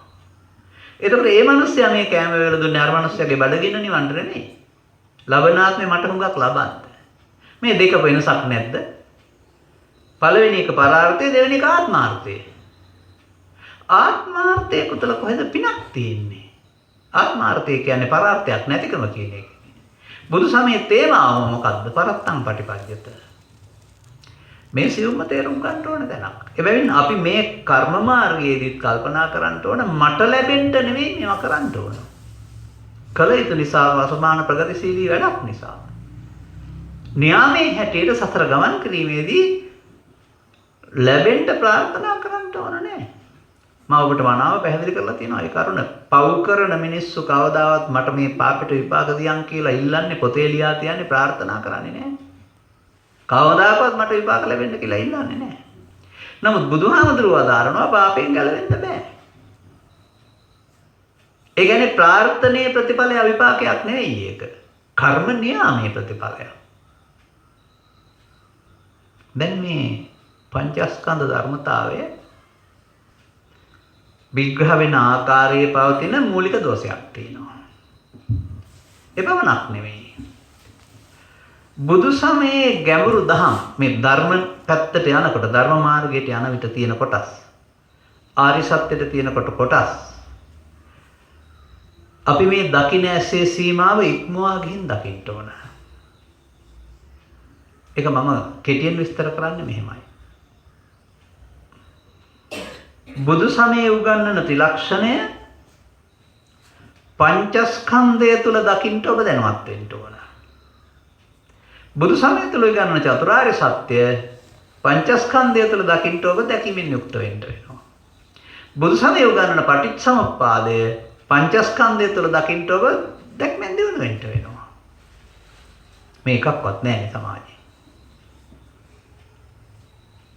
මේ එකක්වත් නැහැ සමාජයේ. මෙහෙම ගන්න. පාසල් ගියා. දහම් පාසල් ගියා. පටිච්චසමුප්පාදය ඉගෙන ගත්තා. අවිජ්ජා පත්‍ය සංඛාරා සංඛාර පත්‍ය විඥානං. අවිජ්ජාව නිසා කුසල කුසල කර්මයන් රැස් කරනවා. රැස් කරලා මව කුසේ ප්‍රතිසන්දි ගන්නවා සංඛාර පත්‍ය විඥානං. ඊට පස්සේ ඉපදිලා නාම රූප හදා ගන්නවා. ප්‍රසාද හයක් හදා ගන්නවා ආයතන. ඒවට ස්පර්ශ වෙනවා. ඒවට තණ්හා කරලා උපාදාන භව කර ගන්නවා. ආපහු ඒ නිසා නැවත උපදිනවා ඊළඟ ජීවිතේ. ඉවදුනහම ජරා මරණ සිද්ධ වෙනවා. අතීත ජීවිතයයි මේ ජීවිතයයි අනාගත ජීවිතයයි අංග 12ට ගැලපූ පාසල් පොතේ තියෙන පටිච්චසමුපාදයක් පාඩම් කරගෙන ඉතින් අපි පටිච්චසමුපාදය දන්නවයි කියලා හිතනවා. ඔබ දන්නවද මේ පටිච්චසමුපාදයේ වදන් පෙළක් විතරයි බලංගු නැහැ කියලා? ප්‍රායෝගිකව ක්‍රියාත්මක කරන්න බෑ කියලා දන්නවද? කිසිවෙක් දන්නේ නැහැ.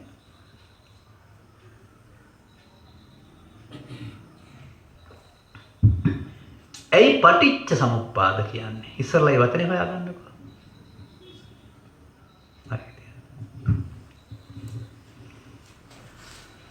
බලන්න පාළියේ තියෙනවා අර සංයෝජන සූත්‍රවල චක්කුංච පටිච්ච රූපේච uppajjati චක්ඛු විඥානං. ඇහැට රූපේ ස්පර්ශ වෙන එක තමයි පටිච්ච කියලා කියන්නේ. තව තැනක තියෙනවා ඉන්ද්‍රිය භාවනා සූත්‍රයේ චක්කුණා රූපං දිස්වා uppajjati මනාපං uppajjati අමනාපං uppajjati මනාපමනාපං. සෝ ඕලාරිකං සංකතං පටිච්ච සමුප්පන්නං. ඇහැට රූපය දැක උපදින මනාපය හෝ අනාපය අමනාපය හෝ මනාප අමනාපය පටිච්ච සමුප්පන්න දෙයක්. පටිච්ච කියන්නේ මෙහෙම හමුවෙම කියමුකෝ. සමුප්පන්නත් තෝරගන්න. සමුප්පන්න සමුප්පාද නෙවෙයි. සම්උප්පන්න සමුප්පන්න වෙන්නේ. එකතු වීමෙන් උපදින. සම් කියන එකෙන් කියන්නේ බොහෝ කොටස බොහෝ දේවල් එකතු වීමෙන් හටගන්න. එතකොට පටිච්ච සමුප්පාදය කියලා කියන්නේ ඇහැට රූපයක් හමු වෙනකොට කනට ශබ්දයක් හමු වෙනකොට නාසයට ගන්ධයක් හමු වෙනකොට එතන සිදුවෙන සියුම් දහම.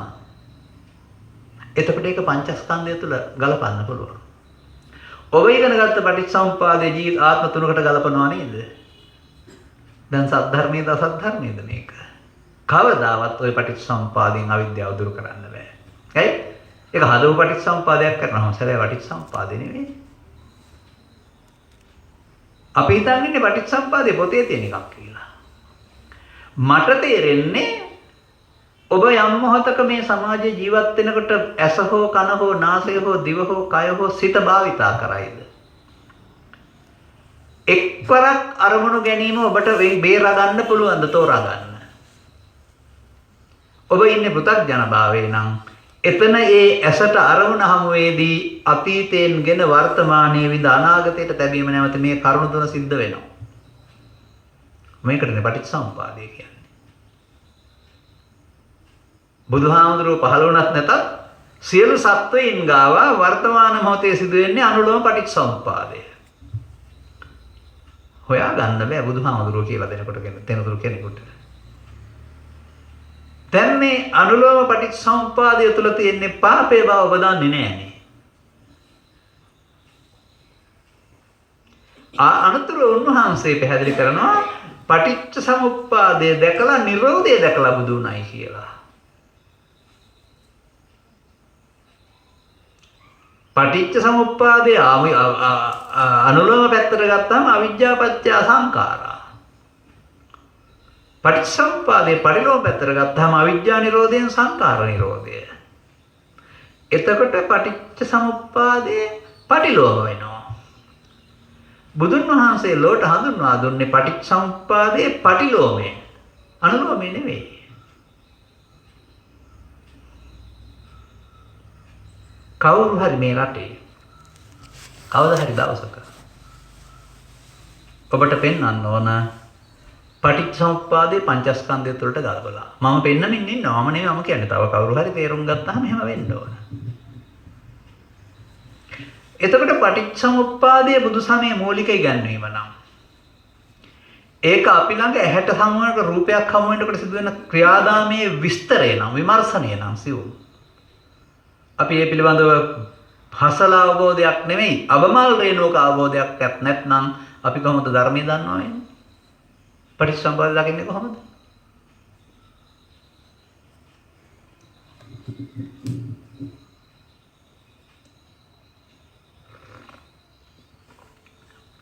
මම මගේ පැවිදි ජීවිතේ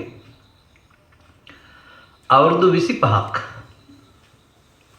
පටිච්චසමුප්පාදයෙන් උගන්වන්නේ මොකද්ද? හොයන්න දිවා රාත්‍රී දෙකේ මහන්සි වෙලා තියෙනවා. මම ඔබට පටිච්චසමුප්පාදයක් අම්මාකාරයෙන් කියලා දෙනවා නම් ඒකේ ගුරුවරයා මම මිසක් මට ඒක කවුරුත් කියලා දුන්නේ නැහැ. හැබැයි ඒක බුදුරජාණන් වහන්සේගේ මම ඒක දන්නවා පිළිගන්නවා. මගේ බණ නෙමෙයි මම බුදු බණ. ඔබ ඇත්තනම් පිළිගන්න ඕන. ඒක ගැඹුරුයි. ඒ වගේම මම ඔබට මතක් කළා පටිච්චසමුප්පාදේ වගේම ත්‍රිලක්ෂණය පංචස්කන්ධය තුළ විග්‍රහ කරන්න ඕන. මේ රටේ පංචස්කන්ධය තුළ ත්‍රිලක්ෂණ විග්‍රහ කිරීමක් නැහැ.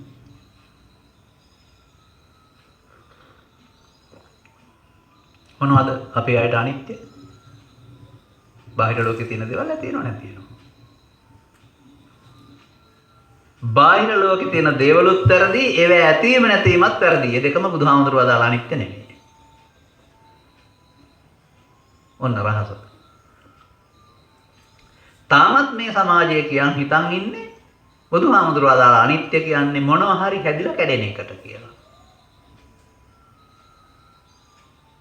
මේ අවුරුදු 100ක් නෙමේ කල්පයක් ඉගෙන ගත්තත් අපේ දුක තුනී වෙන්න මේක යොදා ගන්න බෑ. අන්න අසත් ධර්මය කියන්නේ ඒකයි.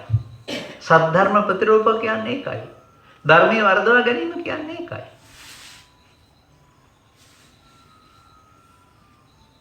බුදුහාමුදුරුවෝ ත්‍රිපිටකය තුළ දේශනා කරලා තියෙන්නේ මොනවා අනිත්‍යයි කි බලන්න කියලාද? ඔබ ඔය හිතන විදිහට කෙනෙක් මේ ගියාම ඒක අනිත්‍ය වශයෙන් හිතන්න කියලා තියනවාද? හැදුන ගැරුණ දේවල් කවදා හරි දවසක කැඩීමේදී යනවා හිත හදාගන්න ඕවා. ඔකටයි බුදුහාමුදුරුවෝ අදාරලා තියෙන අනිත්‍ය කියලා දේශනා කරලා තියනවාද?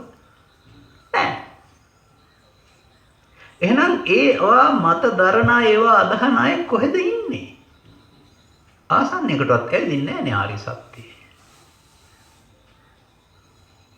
හැම තැනකදීම ත්‍රිපිටකයේ ස්කන්ධක වර්ගයේ තියෙනවා.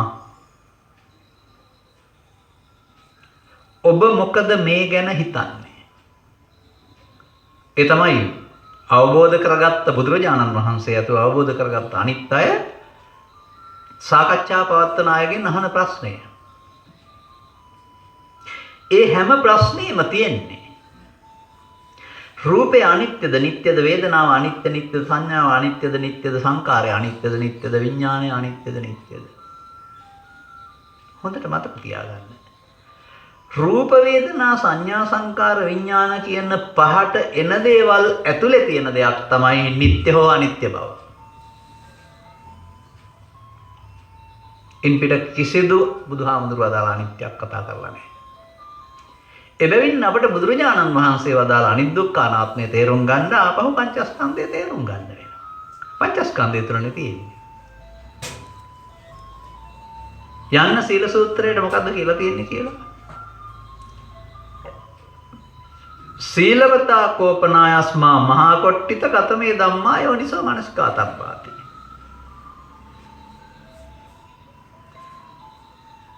මහා කොට මේ සීලතාව කෝපනායස්මා සාරිපුත්ත.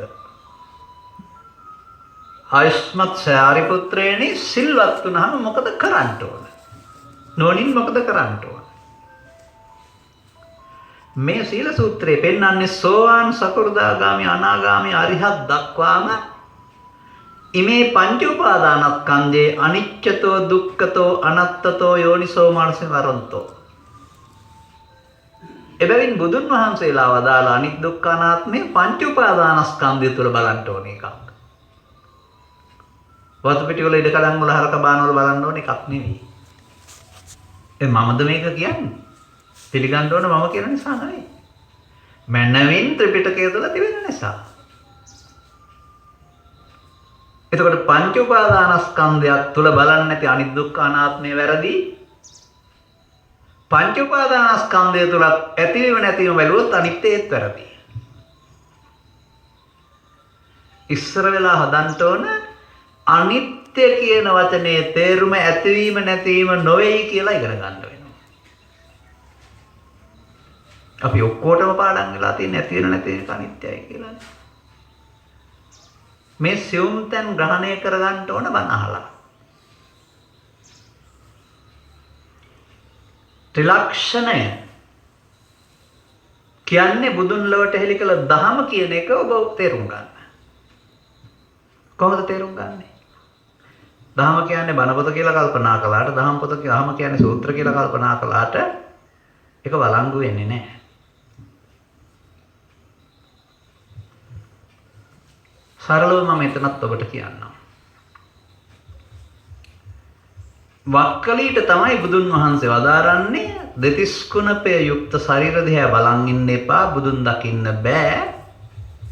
ධර්මයේ දකිනවා නම් බුදුන් දකිනවා. යෝ ධම්මං පස්සති සෝමං පස්සති. මේක නොදන්න ස්වාමීන් වහන්සේ කෙනෙක් නෑ, නොකියන කෙනෙක් නෑ. හැබැයි මම ඔය පදේ ගත්තේ ඔක කියන්න නෙවෙයි. ඒ අනිත් අය කියන දේ දන්න දේ කියන්න නෙවෙයි. ඒ දකින්න ඕන ධර්මය කුමක්දයි ඒ වක්කලී සූත්‍රය තුළ බුදුහාමුදුරුවෝ පෙන්නලා තියෙනවා.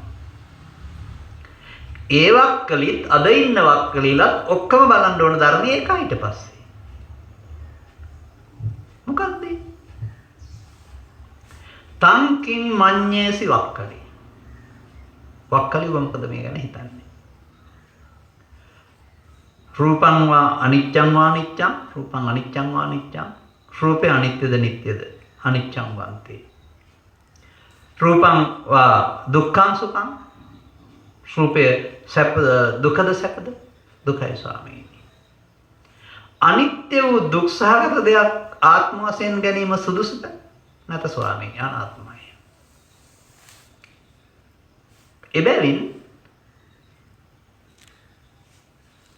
අනිත්‍ය වූ දුක්ඛ අනාත්ම දෙයක් මගේ ආත්ම වශයෙන් ගැනීම සුදුසුද? බුදුහාමුදුරුවෝ ඊළඟට අහනවා. නැත ස්වාමීනි. එබැවින් දුර ළඟ අතීත වර්තමාන සියුම් සුකුමෝලාරික ආධ්‍යාත්මික බාහිර සියලු රූප නේතං මම නේතෝ හමස්මින් නොයසෝ අත්තාති සම්මප්පඤ්ඤාය දක්ඛබ්බං. මනානුවණින් දකින්න ඕනේ. ඒ ධර්මයේ දකීද බුදුන් දකී කියපු වක්කලෙට බුදුහාමුදුරුවෝ දේශනා කළපු ධර්මය රූප වේදනා සංඥා සංකාර විඥාන ස්කන්ධ පංචකයේ අනිත්‍ය අනාත්මය බලන්න. බලන්න අර සත්‍යක සූත්‍රයට ගැලපෙන්නේ නැද්ද කියලා. එවිට ධර්මයේ වන්නේ අනිත්‍ය දුක්ඛ අනාත්ම නම්. අනිත්‍ය දුක්ඛ අනාත්මයේ සරණින් තමයි දුකින් මිදෙන්නේ. දැන් පුතග්ජන පුද්ගලයාට ජීවිත කාලය පුරාම පින්දහම් කළත් අනිත්‍ය දුක්ඛ අනාත්මය වැටහෙනවද? පුතග්ජන කියන එකේ තේරුම ඔහුට පින නිට්ටයයි සුඛයි ආත්මයි කියන එක. පෞකාරයාගේ චරිත ලක්ෂණය පව නිට්ටයයි සුඛයි ආත්මයි. ධානලාභියාගේ ලෞකික චරිත ලක්ෂණය ධානය නිට්ටය සුඛයි ආත්මයි. සංසාරයේ හැදිලා තියෙන්නේ පවනිත් සුඛාත්මකට ගන්නාට අපාය තිරිසන් ලෝකය, පිනනිත් සුඛාත්මකට ගන්නාට මිනිස් ලෝකය සහ අදිව්‍ය ලෝකය, ධානනිත් සුඛාත්මකට ගන්නාට රූපී අරූපී භවතල. නිත්‍ය සුඛාත්මක සංකල්පය නැමැති මිත්‍යාව තුළ තමයි සංසාරයේ ගොනු වෙලා තියෙන්නේ. එතකොට නිත්‍ය සුඛාත්ම වශයෙන් අරගෙන සසරෙන් මිදෙන්න පුළුවන් කාටවත්. මේ ධර්මයට එරෙහිව, මේ අධර්මයට එරෙහිව බුදුහාමුදුරුවෝ එයින් මිදීම සඳහා හෙළි කළ දෙය සියලුම සංස්කාරයන් අනිත්‍ය දුක්ඛ අනාත්ම බවයි. ඒ අනිත්‍ය දුක්ඛ අනාත්ම බව කියන එකේ අර්ථ දැනට ඔබ පාඩම් කරගෙන ඉන්න තැන ඉඳලා බලන්න එපා. ඊට වඩා ගැඹුරුයි.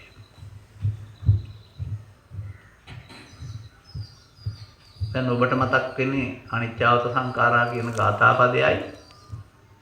ගෙදර ඉන්න මృత කලෙවරිය සංඛාරයක්, ඒකේ මිනිස්සෙක් හිටියා දැන් මැරිලා අනිත්‍යයි. එහෙමනේ අපි ඒක පාවිච්චි කරන්නේ. එතනින් එහාට හිතන්න බැරි තරමට අපේ මොලේ වල මොට්ටල වෙලා. ඔබට මේ ධර්ම දේශනාවල මුලින් ඉඳන්ම මා කියාගෙන එනවා සංඛාර කියන්නේ කුණු වලට කියලා. නගර සභාව ඇවිදින් අරන් යනවා නම් ට්‍රැක්ටර් එකකින් ලොරියකින් යම් දේවල් දාගෙන ඒවා සයන්න බින්දුව අල්ප ප්‍රාණ කායයන්ෙන් හදපු සංඛාර හේවත් කසල. සයන්න බින්දුව මා ප්‍රාණ කායයන්ෙන් සංඛාර වුණාම ඒ සංඛාර කියන්නේ ලෝභ දේශ මොහ වලට. ඒවත් එතකොට කසලනේ. අරවා බාහිර තැන් වල එකතු වෙනවා මේවා හිත ඇතුළේ එකතු වෙනවා. අවිජ්ජා සූත්‍රයේ මේ රහස තියෙනවා. අවිජ්ජා ගතෝ යම් භික්කවේ පුරිස පුද්ගලෝ යම් කිසි පුද්ගලයෙක් පුරුෂයෙක් අවිද්‍යා ගත වුණි නම් අවිද්‍යාව තුළ හිර වුණේ නම් හිර වී අපුඤ්ඤං චේ සංකාරං අபிසංකරෝති අපුඤ්ඤෝපගතං හෝති විඥානං පුඤ්ඤං චේ සංකාරං අபிසංකරෝති පුඤ්ඤෝපගතං හෝති විඥානං ආනිජ්ජං චේ අபிසංකාරං අபிසංකරෝති ආනිජ්ජෝපගතං හෝති විඥානං. දැන් අවිද්‍යාව තුළ නෙවෙයිද පුඤ්ඤාවි සංකාරය අපුඤ්ඤාවි සංකාරය සහ අනිජ්ජාවි සංකාරය තියෙනවා කියලා බුදුහාමුදුරුවෝ දේශනා කරලා තියෙන්නේ. අවිජ්ජා ගතෝ යම් භික්කවේ පුරිස පුද්ගලෝ. යම් කිසි පුද්ගලයෙක් මේ මගේ ආත්ම සංකල්පයේ අවිද්‍යාවට වැහිලා පින් රැස් කරන්න ගියාපම විඥාණය පින මම කියලා ඒක පිළිගන්නවා. පව් රැස් කරන්න ගියාපම පව මම කියලා ඒක පිළිගන්නවා.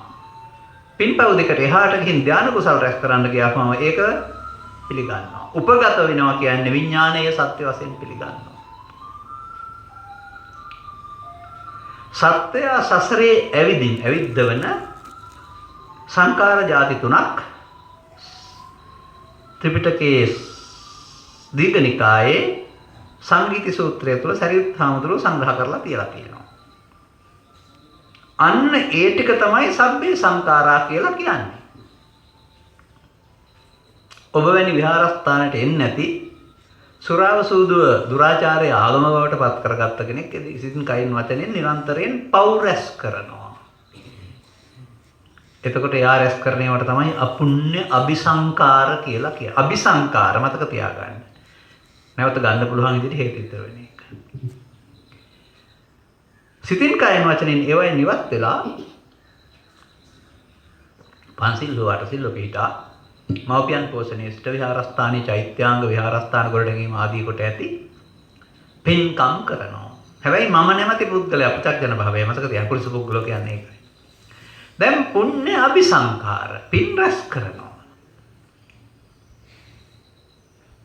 අන්න අපේ බෞද්ධයෝ මෙතන ඉන්නේ. ඉන්දියානු සමාජය ආශ්‍රයෙන් මේක බුදුහාමුදුරුවෝ විග්‍රහ කළේ මේකට එහාගේ පිරිසක් හිටියා. ඒ පෞද පින්ද කියන මේ කර්ම අතහැර තමා වනාන්තරයට ගොස් සිත ඇතුළත තියෙනා වූ සංසුන් බවක් ගවේෂණය කිරීම. ධර්ම අවබෝධයෙන් තොරව, ත්‍රිලක්ෂණ අවබෝධයෙන් තොරව. එවිට ඔවුන්ට ලැබුණා අපිට රූප අරමුණු, ශබ්ද අරමුණු ලබන ආස්වාදය වෙනුවට එහෙම රූප ශබ්ද අරමුණු නැති සංසුන් ස්වභාවයක්. මේ සංසුන් ස්වභාවයේ තත්ත්වයන් අනුවේක රූපාවචර අරූපාවචර කියලා කියනවා. ඒවත් අනුතුරුව අபிසංඛාර ආනිජ්ජ අபிසංකාර. දැන් මේ අபிසංකාර තුන රැස් කරන්නාට අපුඤ්ඤාபிසංකාරයෙන් පරලෝකස් අපායේ යාමත් පුඤ්ඤාபிසංකාරයෙන් පරලෝකස් මිනිසුන් අතර හෝ දෙවියන් අතර ඉපදීමත් ආනිජ්ජාபிසංකාරයෙන් පරලෝකස් රූපී අරූපී බඹතලවල ඉපදීමත් තුනම අවිජ්ජා පත්‍ය සංකාරා කියලා දෙන්න බයයි සමාජයේ මගෙන්වත් අහගන්න. දැන් මම අහන්නේ බුදුහාමුදුරුවෝ ලෝකෙට නිර්දේශ කළේ අවිජ්ජාපත්‍ය සංඛාරාද අවිද්‍යා නිරෝධයෙන් සංඛාර නිරෝධයද? ඇයි අර පව් කළපුවාම අපාය යන්නේ, පින් කරපුවාම මිනිසුන් අතර උපදින්නේ, ධානය කුඩාල් වඩපුවාම රූපී අරූපී බඹතල වලට යන්නේ?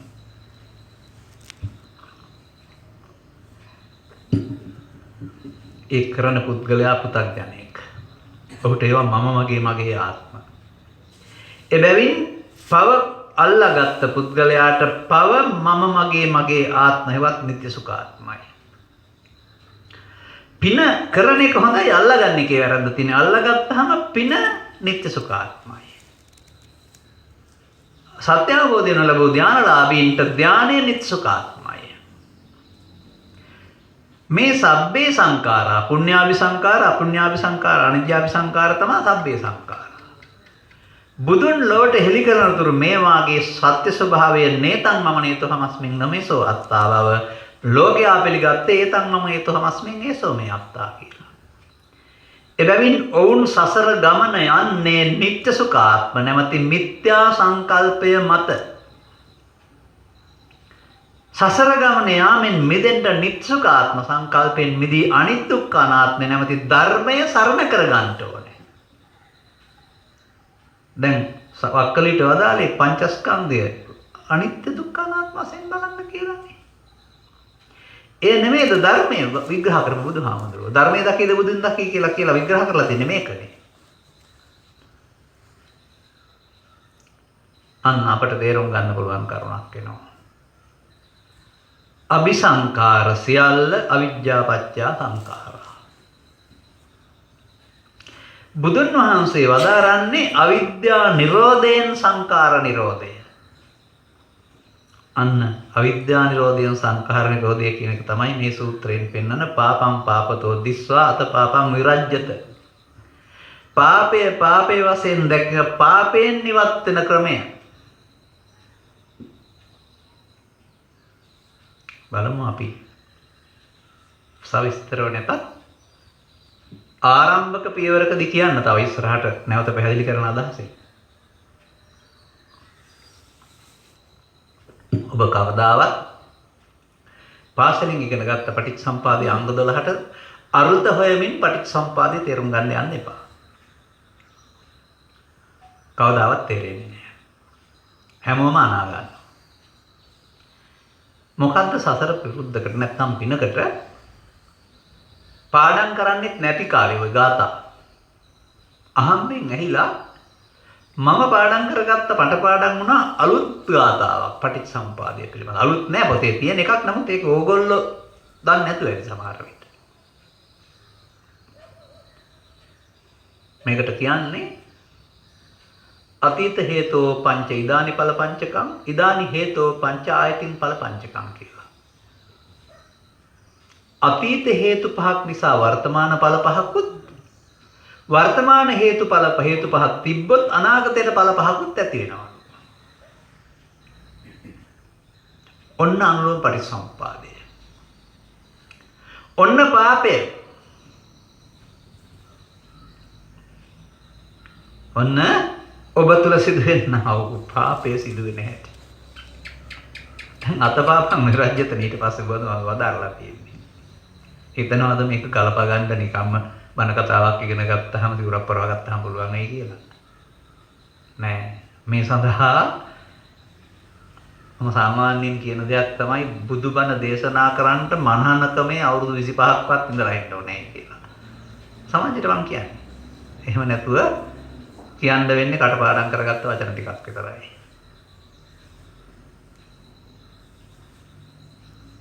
දැන් අපි මේක ඊළඟ වචන පෙළෙන් කියනවා අපිට. අතීත හේතු පහ. අවිද්‍යා සංකාර තණ්හා උපාදාන භව. තියෙන තැන් පස්සේ විග්‍රහ කරන්නම් මම. මේ නිසා වර්තමානයේ හට ගන්නා වූ ඵලය විඥාන නාම රූප සලආයතන පස්ස වේදනා. මේ වේදනාවට මුලා වෙන්න ගියොත් වර්තමාන හේතු ඉතුරු වෙනවා තණ්හා උපාදාන භව අවිද්‍යා සංකාර.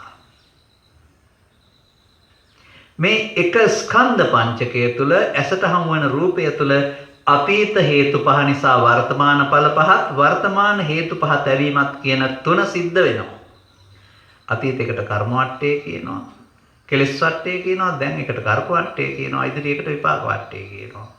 අතීතයේ පහුගිය ජීවිතේ වර්තමානයේ මේ ජීවිතේ හෝ අනාගතයේ මතු ජීවිතේ නෙවෙයි. වර්තමාන ස්කන්ධ පංචකය තුලම අතීතයත් වර්තමානයත් අනාගතයට තැවීමත් කියන තුන සිද්ධ වෙනවා.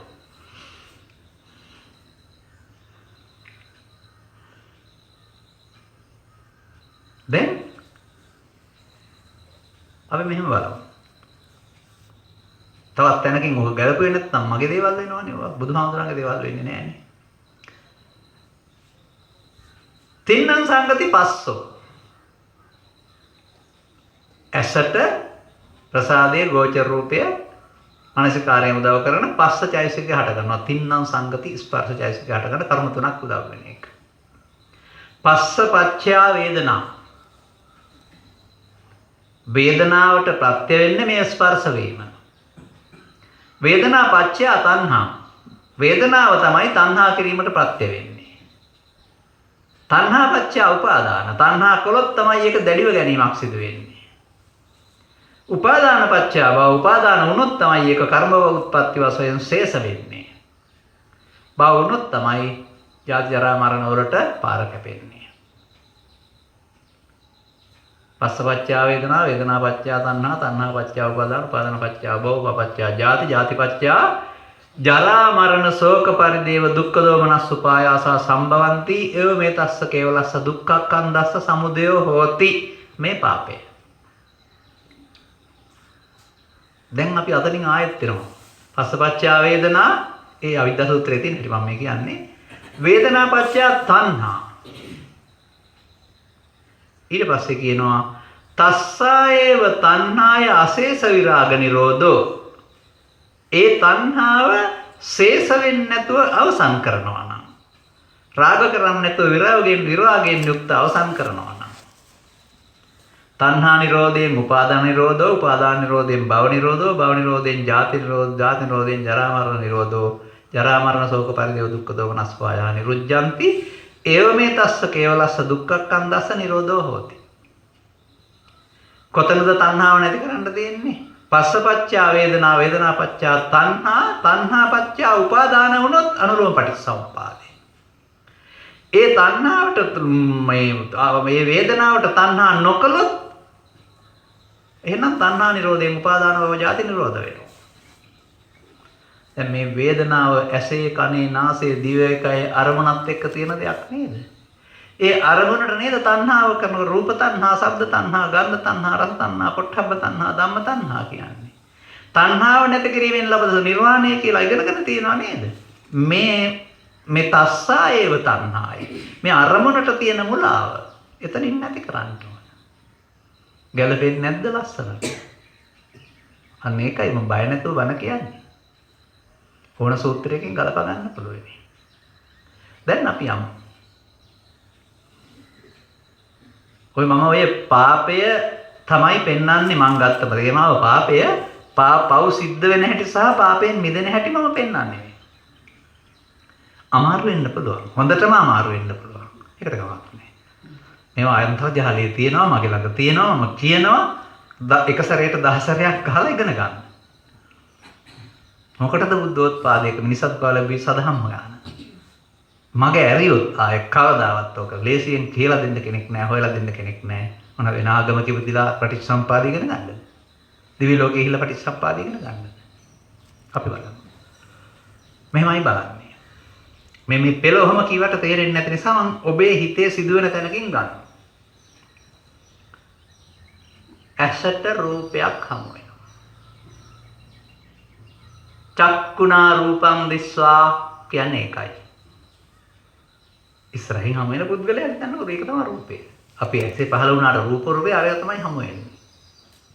දැන් මේ හමු වෙන කෙනා ඊයේ පෙරේද නැත්තම් පසුගිය අවුරුදු ජීවිත කාලය තුළ මම එක්ක ජීවත් වෙලා ඉඳලා මට උගුලක් කටවපු කෙනෙක්. ඔහුගේ උගුල් ඇට වෙන නිසා මට යන්න එනවන්න නැති වෙලා හිඟමන්ට පාරට වැටිලා. දැන් ඔහු මගේ මිතුරෙක් නෙමෙයි හතුරෙක් නේ. තවත් කෙනෙකුට ඔහු ජලයේ ගිලී යන විට හෝ රැකියාව හිමි පාරට වැටෙන්න හදන විට උදව් කරලා හරි බේරගත්ත කෙනෙක්. මැරෙන්න ගිහින් බේරගත්ත කෙනෙක්.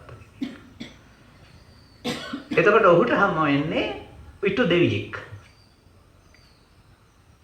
දෙකම චක්කුණා රූපං දිස්වා මතක තියාගන්න. තරහකාරයාගේ හිතේ උපදිනවා උප්පජ්ජති අමනාපං. කල්යාණ මිත්‍රයාගේ හිතේ උපදිනවා උප්පජ්ජති මනාපං.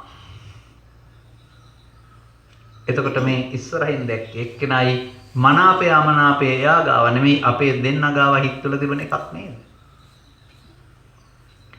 උප්පජ්ජති මනාපමනාපං. මේ කියන්නේ කැමැත්තයි අකමැත්තයි දෙකම කියන එක නෙමෙයි. මනාපං කියන්නේ ලෝභ, අමනාපං කියන්නේ දෝෂ, මනාප අමනාපං කියන්නේ මෝහ. ඇසට රූපයක් දැක ලෝභ, දේශ, මෝහ උපදිනවා. එක්ක ලෝභ මෝහ, එක්ක දේශ මෝහ උපදිනවා. ඒකට තමයි බුදුහාමුදුරුවෝ දන්නේ ඕලාරිකං සංකතං පටිච්ච සමුප්පන්නං. අර පටිච්ච සමුපාදේනේ. ඒ උපන් එක. දැන් අපි එක මෙහෙම ගන්න වෙනවා.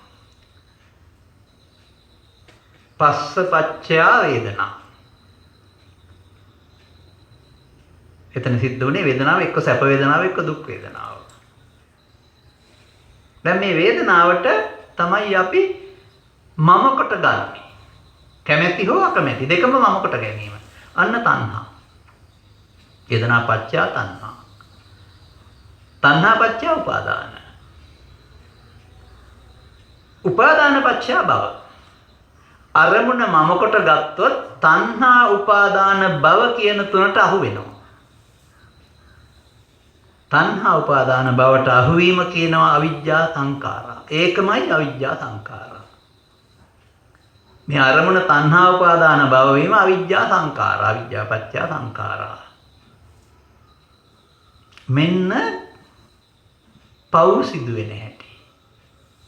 තණ්හා උපාදාන භව අවිද්‍යා සංඛාරා. රූපය පින්ද පව්ද ධානද කියලා කතාවක් නෑ. අහුණා නම් තණ්හා උපාදාන භව අවිද්‍යා සංඛාරා කියන්නේ වර්තමාන හේතු ඉතුරු වෙනවා.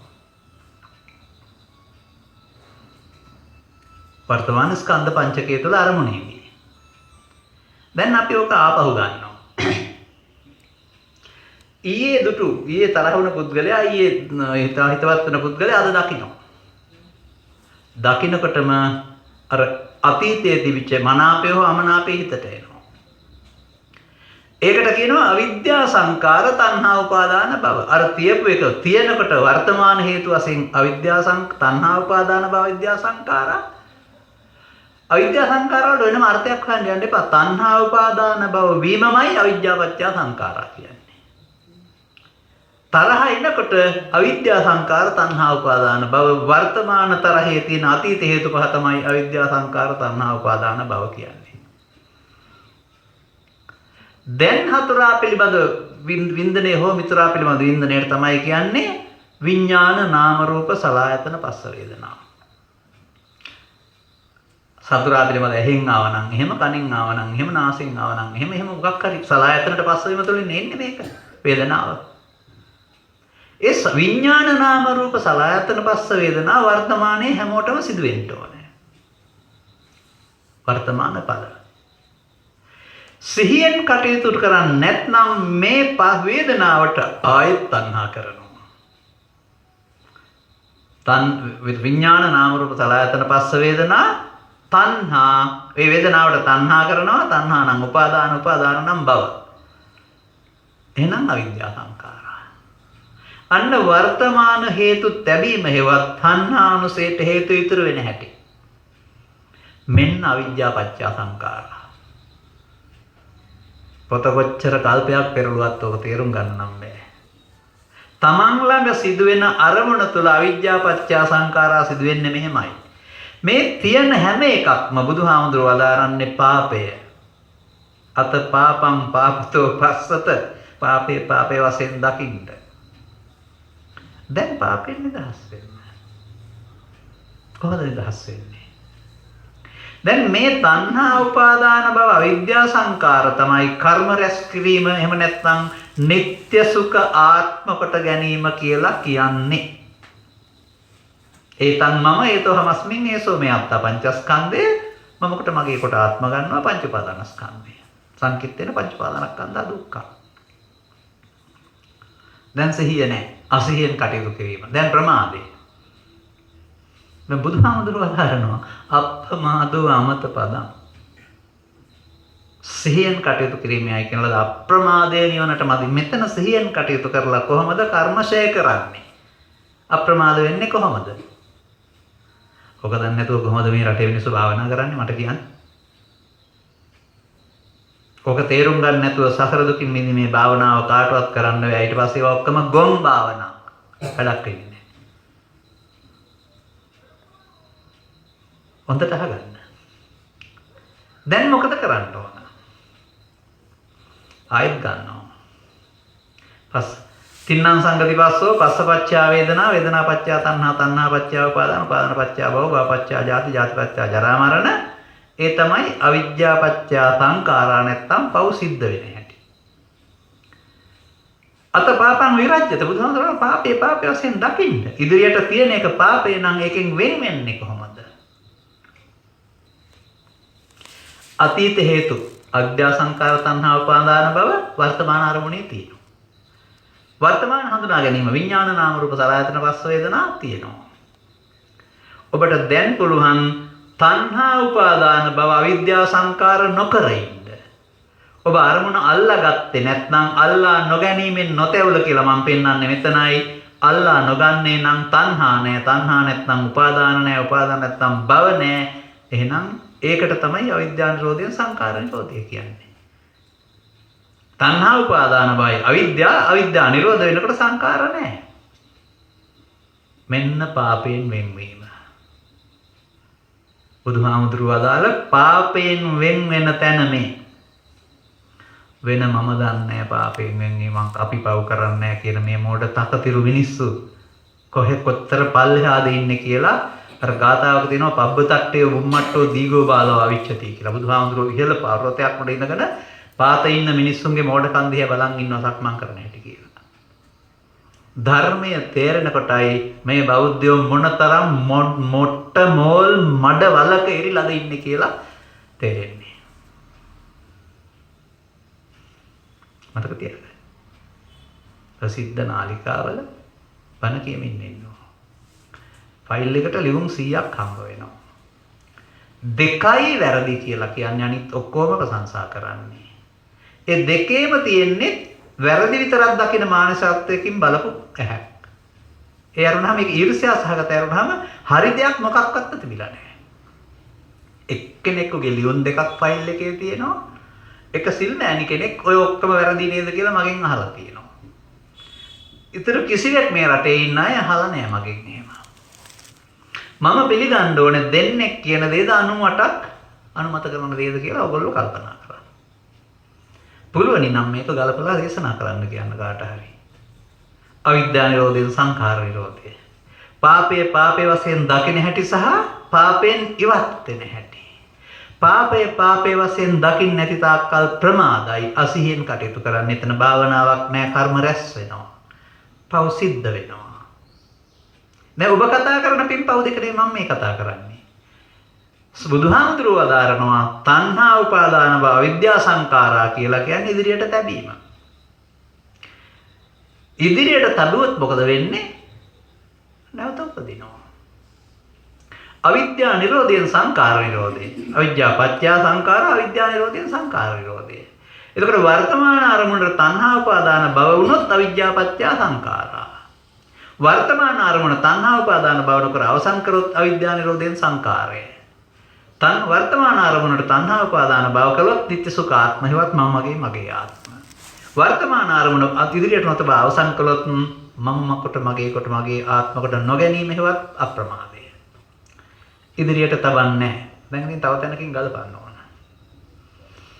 එහෙමනේ මේ සූත්‍ර දේශනා බුදුහාමුදුරන්ගේ බණ පැටලෙන්න බෑ අපිට පැටලුණාට. සර්වඥතා ඥානයකින් ගලපාවු මේ ධහම කොතනකවත් ගැටෙන්න බෑ පැටලෙන්න බෑ. සූත්‍ර 10000ක් තියෙනවා නම් 10000 තුලම ගැලපෙන්න ඕන. ගලප ගන්න බැයි නම් ධර්මයේ දන්නේ නැහැ මට. අපි මොකක් කරන්නද ඒකට? අපි යමු. සංයෝජනී සුභික්කවේ ආසාදානුපස්සිනෝ විහෙරති.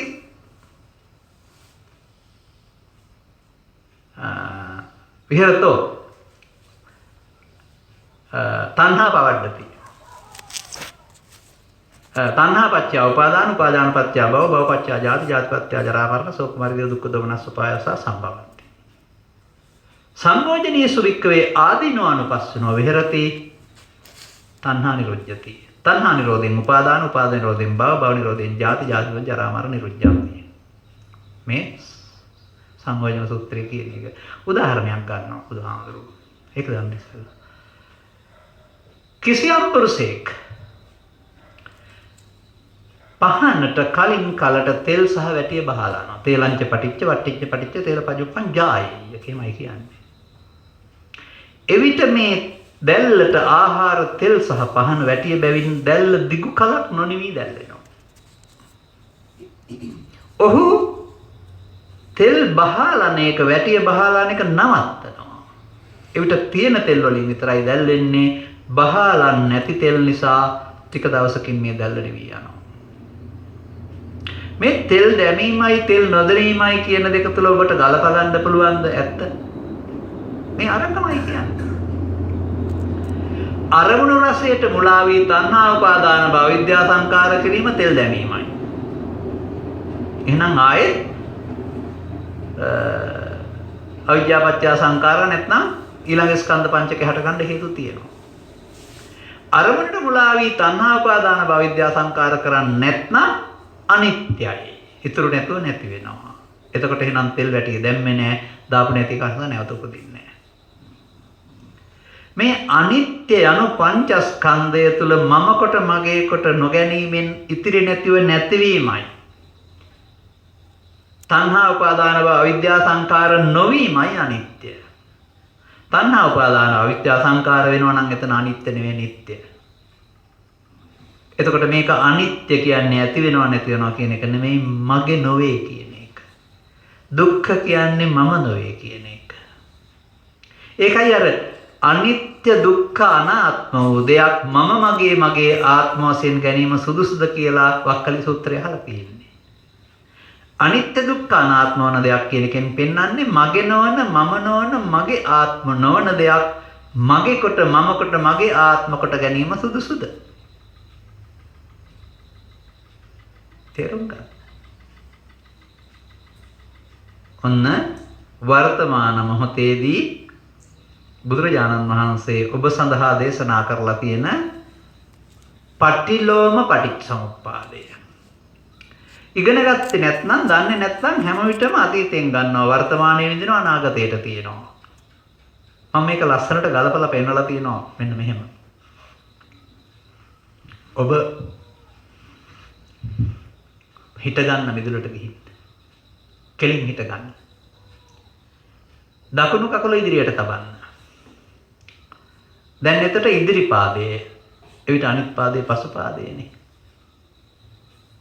ඔබට මෙහෙම ඉන්න තාක්කල් ගමන යන්න බෑ.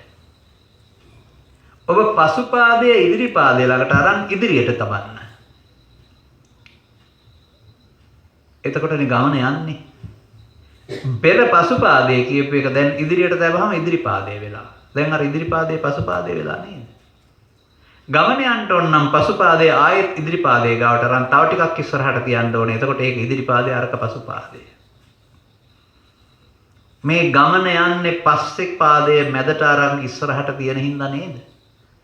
ඔබ ගමනක් යනවා නම් මේ විදිහට පසු පාදයේ සම පාදයේ ළඟට ගෙනත් ඉදිරියට තැවීම තුළින් ගමන යනවා.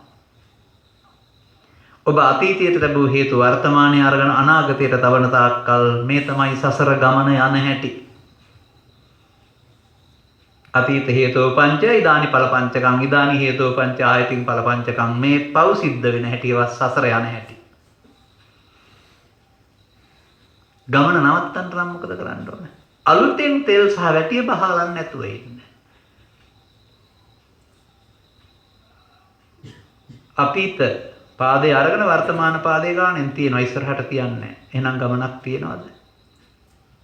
අන්නේ තියන්නේ වගේ අතීත හේතු නිසා වර්තමාන හටගනී ඔබේ ඵල හටගනී ඔබේ අරමුණේ. අල්ලා නොගැනීමෙන් ඉදිරියට රතබ අවසන් කරන්න. එතකොට තණ්හා උපාදාන භව අවිද්‍යා සංඛාරා නැහැ.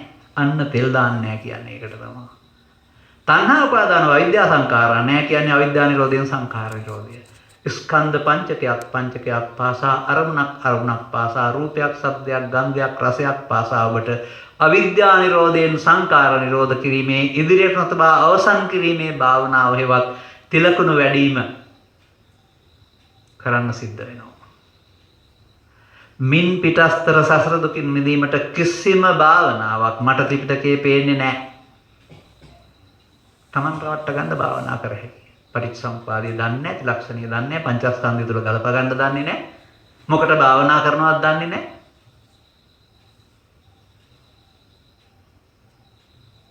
දැන් කල්පනා කරලා බලන්න. තථාගතයන් වහන්සේලාගේ දේශනා වශයෙන් අරුත් දෙකයි. එක පාපේ වශයෙන් දකින්න. දැන් ඔබට තේරෙනවද අරමුණේ මුලා වීම තුළ තණ්හා උපාදාන අවිද්‍යා සංඛාරා හෙවත් යංකෝ භික්කවේ අනුසේති අනුමීයති තේන සංකං ගච්ඡති. අනුසේ ඉතුරු කරන එකට පාපේ කියන්නේ. ඕනෑම අනුසයකින් නැවත උපදීම සිදු වෙනවා. ඒ කියන්නේ රූපී අරූපී කාම මොන හරි බවක. මොනම අනුසයක්වත් ඉතුරු වෙන්න බෑ. අනුසය ඉතුරු වෙන්නේ නැත්තේ තියෙන අනුසය උපදිනවා. අතීත හේතු නිසා වර්තමාන ස්කන්ධ පංචකය හට ගන්නවා. එතකොට ඒක පංච උපාදානස්කන්ධය කියනවා. ඉදිරියටත් අවසන් කරනවා. එතකොට කියනවා පංච උපාදානස්කන්ධය අනිදුක්ඛ අනාත්ම වශයෙන් බලනවායි කියලා. එතකොට අවිද්‍යා නිරෝධයෙන් සංඛාර නිරෝධය. මේ ඉදිරියට නොතබා අවසන් කරනවා නම් ඔබ ළඟ ක්‍රියාත්මක වෙන්නේ බුදුරජාණන් වහන්සේ වදාළ පටිලෝම පටිච්චසමුප්පාදය නොවේද? මේ පටිසෝතගාමී පුද්ගලයායි. ඔබ මේක තේරුම් අරගන්න හොඳට. ගිහින් රටේ ඇවිදලා බලන්න. ඕනතරම් ධර්ම දේශනා අහලා බලන්න. මේ පැහැදිලි කිරීමට සම පැහැදිලි කිරීමකට වඩා හොඳ එකක් තියෙනවා නම් කොහෙන් හරි ගන්න. මම විරුද්ධ නැහැ. මම කියනවා මෙතෙන් එන්න බෑ මේ රටේ ඉන්න අයට තාම. මහානකමේ අවුරුදු 25ක් 35ක් බුදුහාමුදුරන්ටයි ධර්මයටයි ආදරය කරන්නේ නැතුව. මේක තේරුම් ගන්න බෑ. තේරුම් ගන්න බැරි නම් අනුගමනය කරන්න බෑ. අනුගමනය කරන කර්මක්ෂය කරන මාර්ගයේ යන්නේ නැත්නම් මේ බණ කියන්න බෑ. මම ඔබට කියනවා මම මේක කරන්නේ. ඔය මම විග්‍රහ කරන එක තමයි මම වර්තමානයේ ඕන වෙලාවක කරන්නේ. මම මේකට ගලපනවා අනතුරුව ඔබ දන්නා කතාව. ඒක සාමාන්‍යයෙන් අලුත් අය ඉන්නවා කියලා හිතාන කියන දෙයක් නැත්නම් කියන්න ඕන නෑ. ඒ වුණාට ගැලපෙවි දැන් හොඳට. මොකක්ද ගලපන්නේ? බුදුන් වහන්සේගෙන් පංචස්කන්ධය අනිදුක්ඛ අනාත්මය ඉගෙන ගන්නවා ස්වාමීන් වහන්සේලා. දැන් ඉතින් යමින් නෙමින් හිතමින් පංචද්වාරයෙන් එන අරමුණු වලින් අවිද්‍යා නිරෝධයෙන් සංඛාරය බලන්දයි තියෙන්නේ යනවා මේක තැනකට යන්න. කොහෙද සුදු ඇඳගත්ත අම්මා කෙනෙක් හරස් කපනවා. කොහෙවත් යන්න ඕනේ නැහැ. මගේ ගමේ පැත්තේ ඉඩ පුඩ පැත්ත උඟක් ඉඩයි මට ගොඩක් නෑයෝ ඉන්නවා. අපි ඔබ හන්දරට උපස්ථාන කරන්න. දිව රාත්‍රී සෙනසුන් හදලා දෙන්නම්.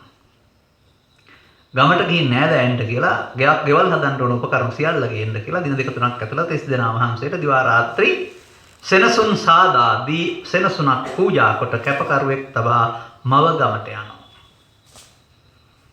ඒ ඔබ වැනි කතාවක් ලංකාවෙත් තියෙනවනේ මාතික මාතා සංගම් එහෙමනේ.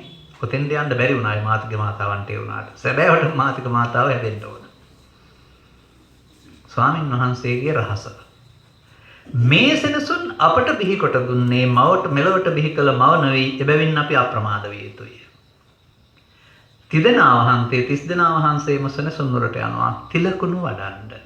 එහෙම කියලා නැහැ. තමන්ගේ ධර්මයේ හැසිරෙන්න යනවා. අම්මට ඕන එනවා උන්වහන්සේලා මොකද කරන්නේ බලන්න.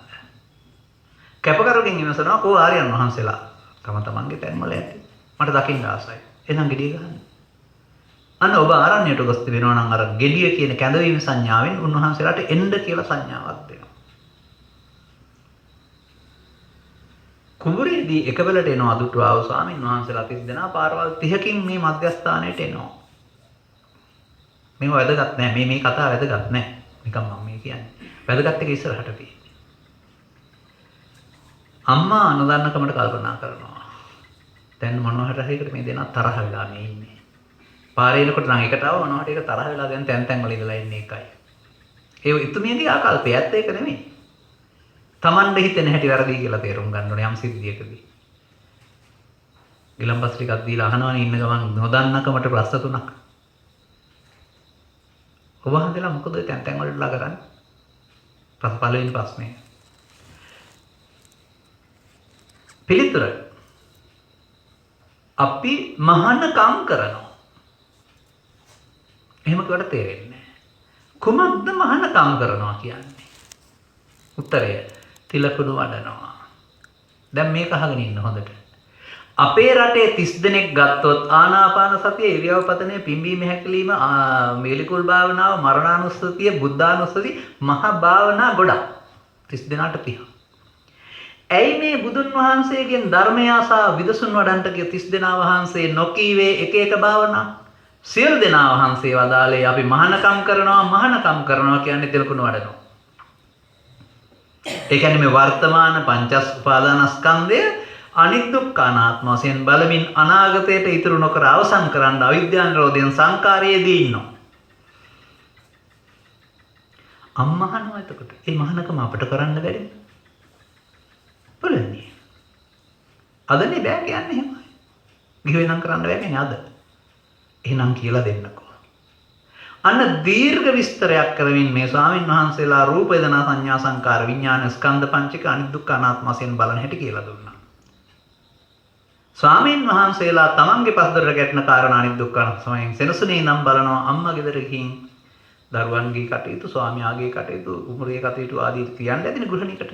ඒවා කරමින් වර්තමාන උපදින්නා වූ ස්කන්ධ පංචකය තණ්හා උපාදාන භව විද්‍යා සංකාරා නොකර අවසන් කරනවා. පවෙන් නිවත් වෙනවා. පාපං විරච්ඡත.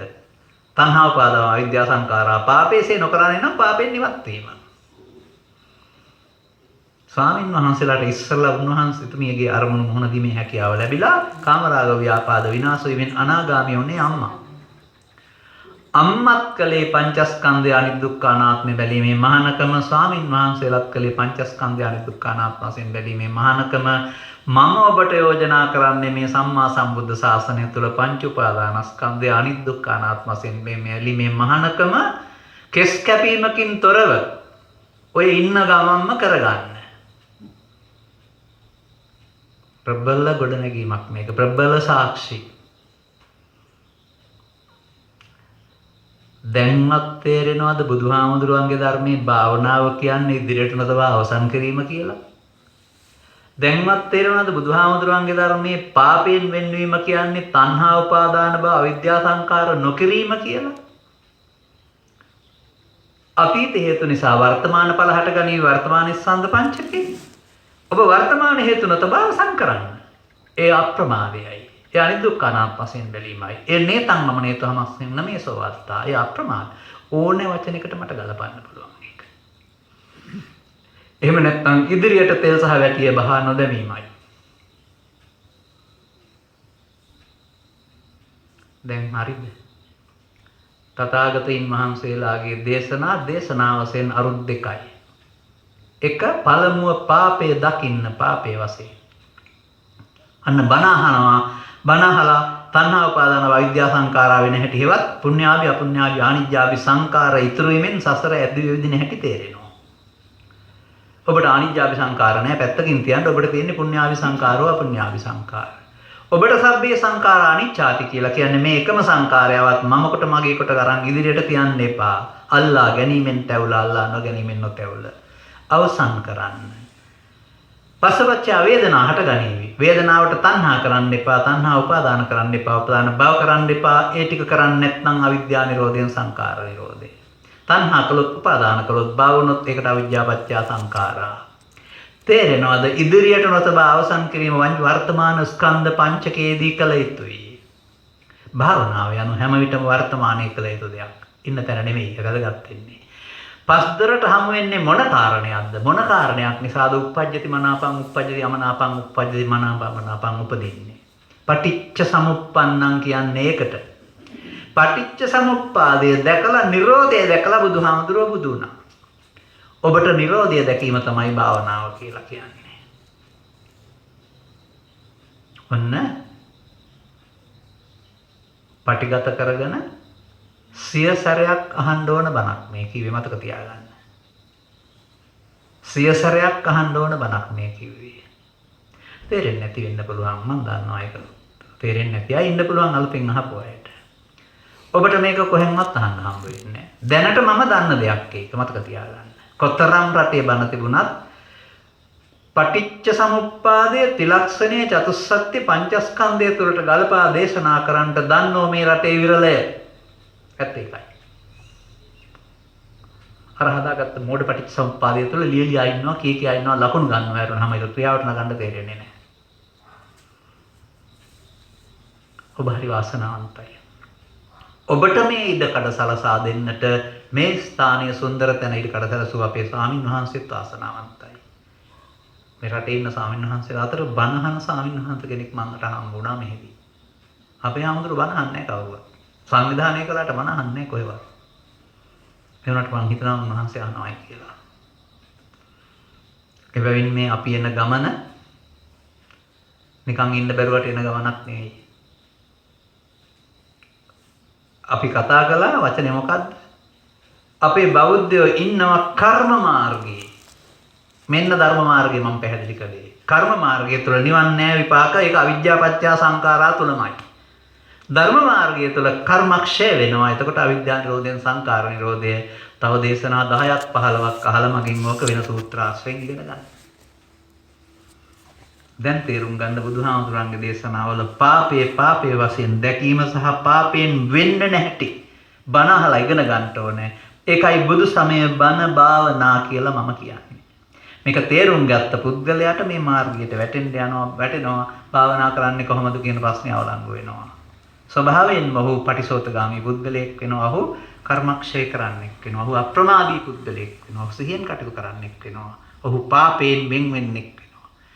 ඉදිරියට නොතබා අවසන් කිරීම හැරෙන විට පාපයෙන් වෙන් වෙන්නට වෙනත් ක්‍රමයක් නැත. තණ්හා උපාදාන භව අවිද්‍යා සංඛාරා පාපයයි ඉදිරියට තැබීමයි. තණ්හා උපාදාන භව නැත්නම් අවිද්‍යා සංඛාරා නැහැ. ඒ පාපයෙන් වෙන්වීමයි. ඔය භාවනාව කියන්නේ පාපයෙන් වෙන්වීමයි. මේ ධර්ම දේශනාව අන්තර්ජාලයට දාන්න වටින ලෝකෙම අහන්න ඕන එකක් බව මම දන්නවා. ඒත් මම මෙතරම් පැහැදිලිව මම කවදාවත් ඕක කියලා නැතුව ඇති. මතක තියාගන්න. ඊයේ මම කළේ ධර්ම දේශනා 50 වෙනි එක. කළේ පටිච්චසමුපාදේ. හැබැයි ඔච්චර විස්තර කිව්වේ නැහැ. අන්න එහෙමයි ඒකේ හැටි. එබැවින් අද දවසේ අපට මෙහාට වඩින්න ඉඩ කඩ සැලසූ හැම දිනාට ස්තුතිවන්ත වෙමි. මේ දහම් මඟ පාදා ගන්නට විසාකා කුලගම සමිතියේ මැදිහත් වීම පිළිබඳව ස්තුතිවන්ත වෙමි. මීට මඟ සලසා දීමට විහාරාධිපති නාහිමියන් ගත්ත තීරණයට ස්තුතිවන්ත වෙමි. ඔබ අප හැම දිනාට මේ දහම තුලින් අද බුදුන් දකින්ට අවශ්‍ය ධම්ම අවබෝධය ලැබීමට හේතු වාසනා වේවා කියන සුභාශිංසනීය ප්‍රාර්ථනා කරමින් අද ධර්ම දේශනාව අවසන් කරනු ලබනවා. සාදුකාරයක් පවත්වනවා.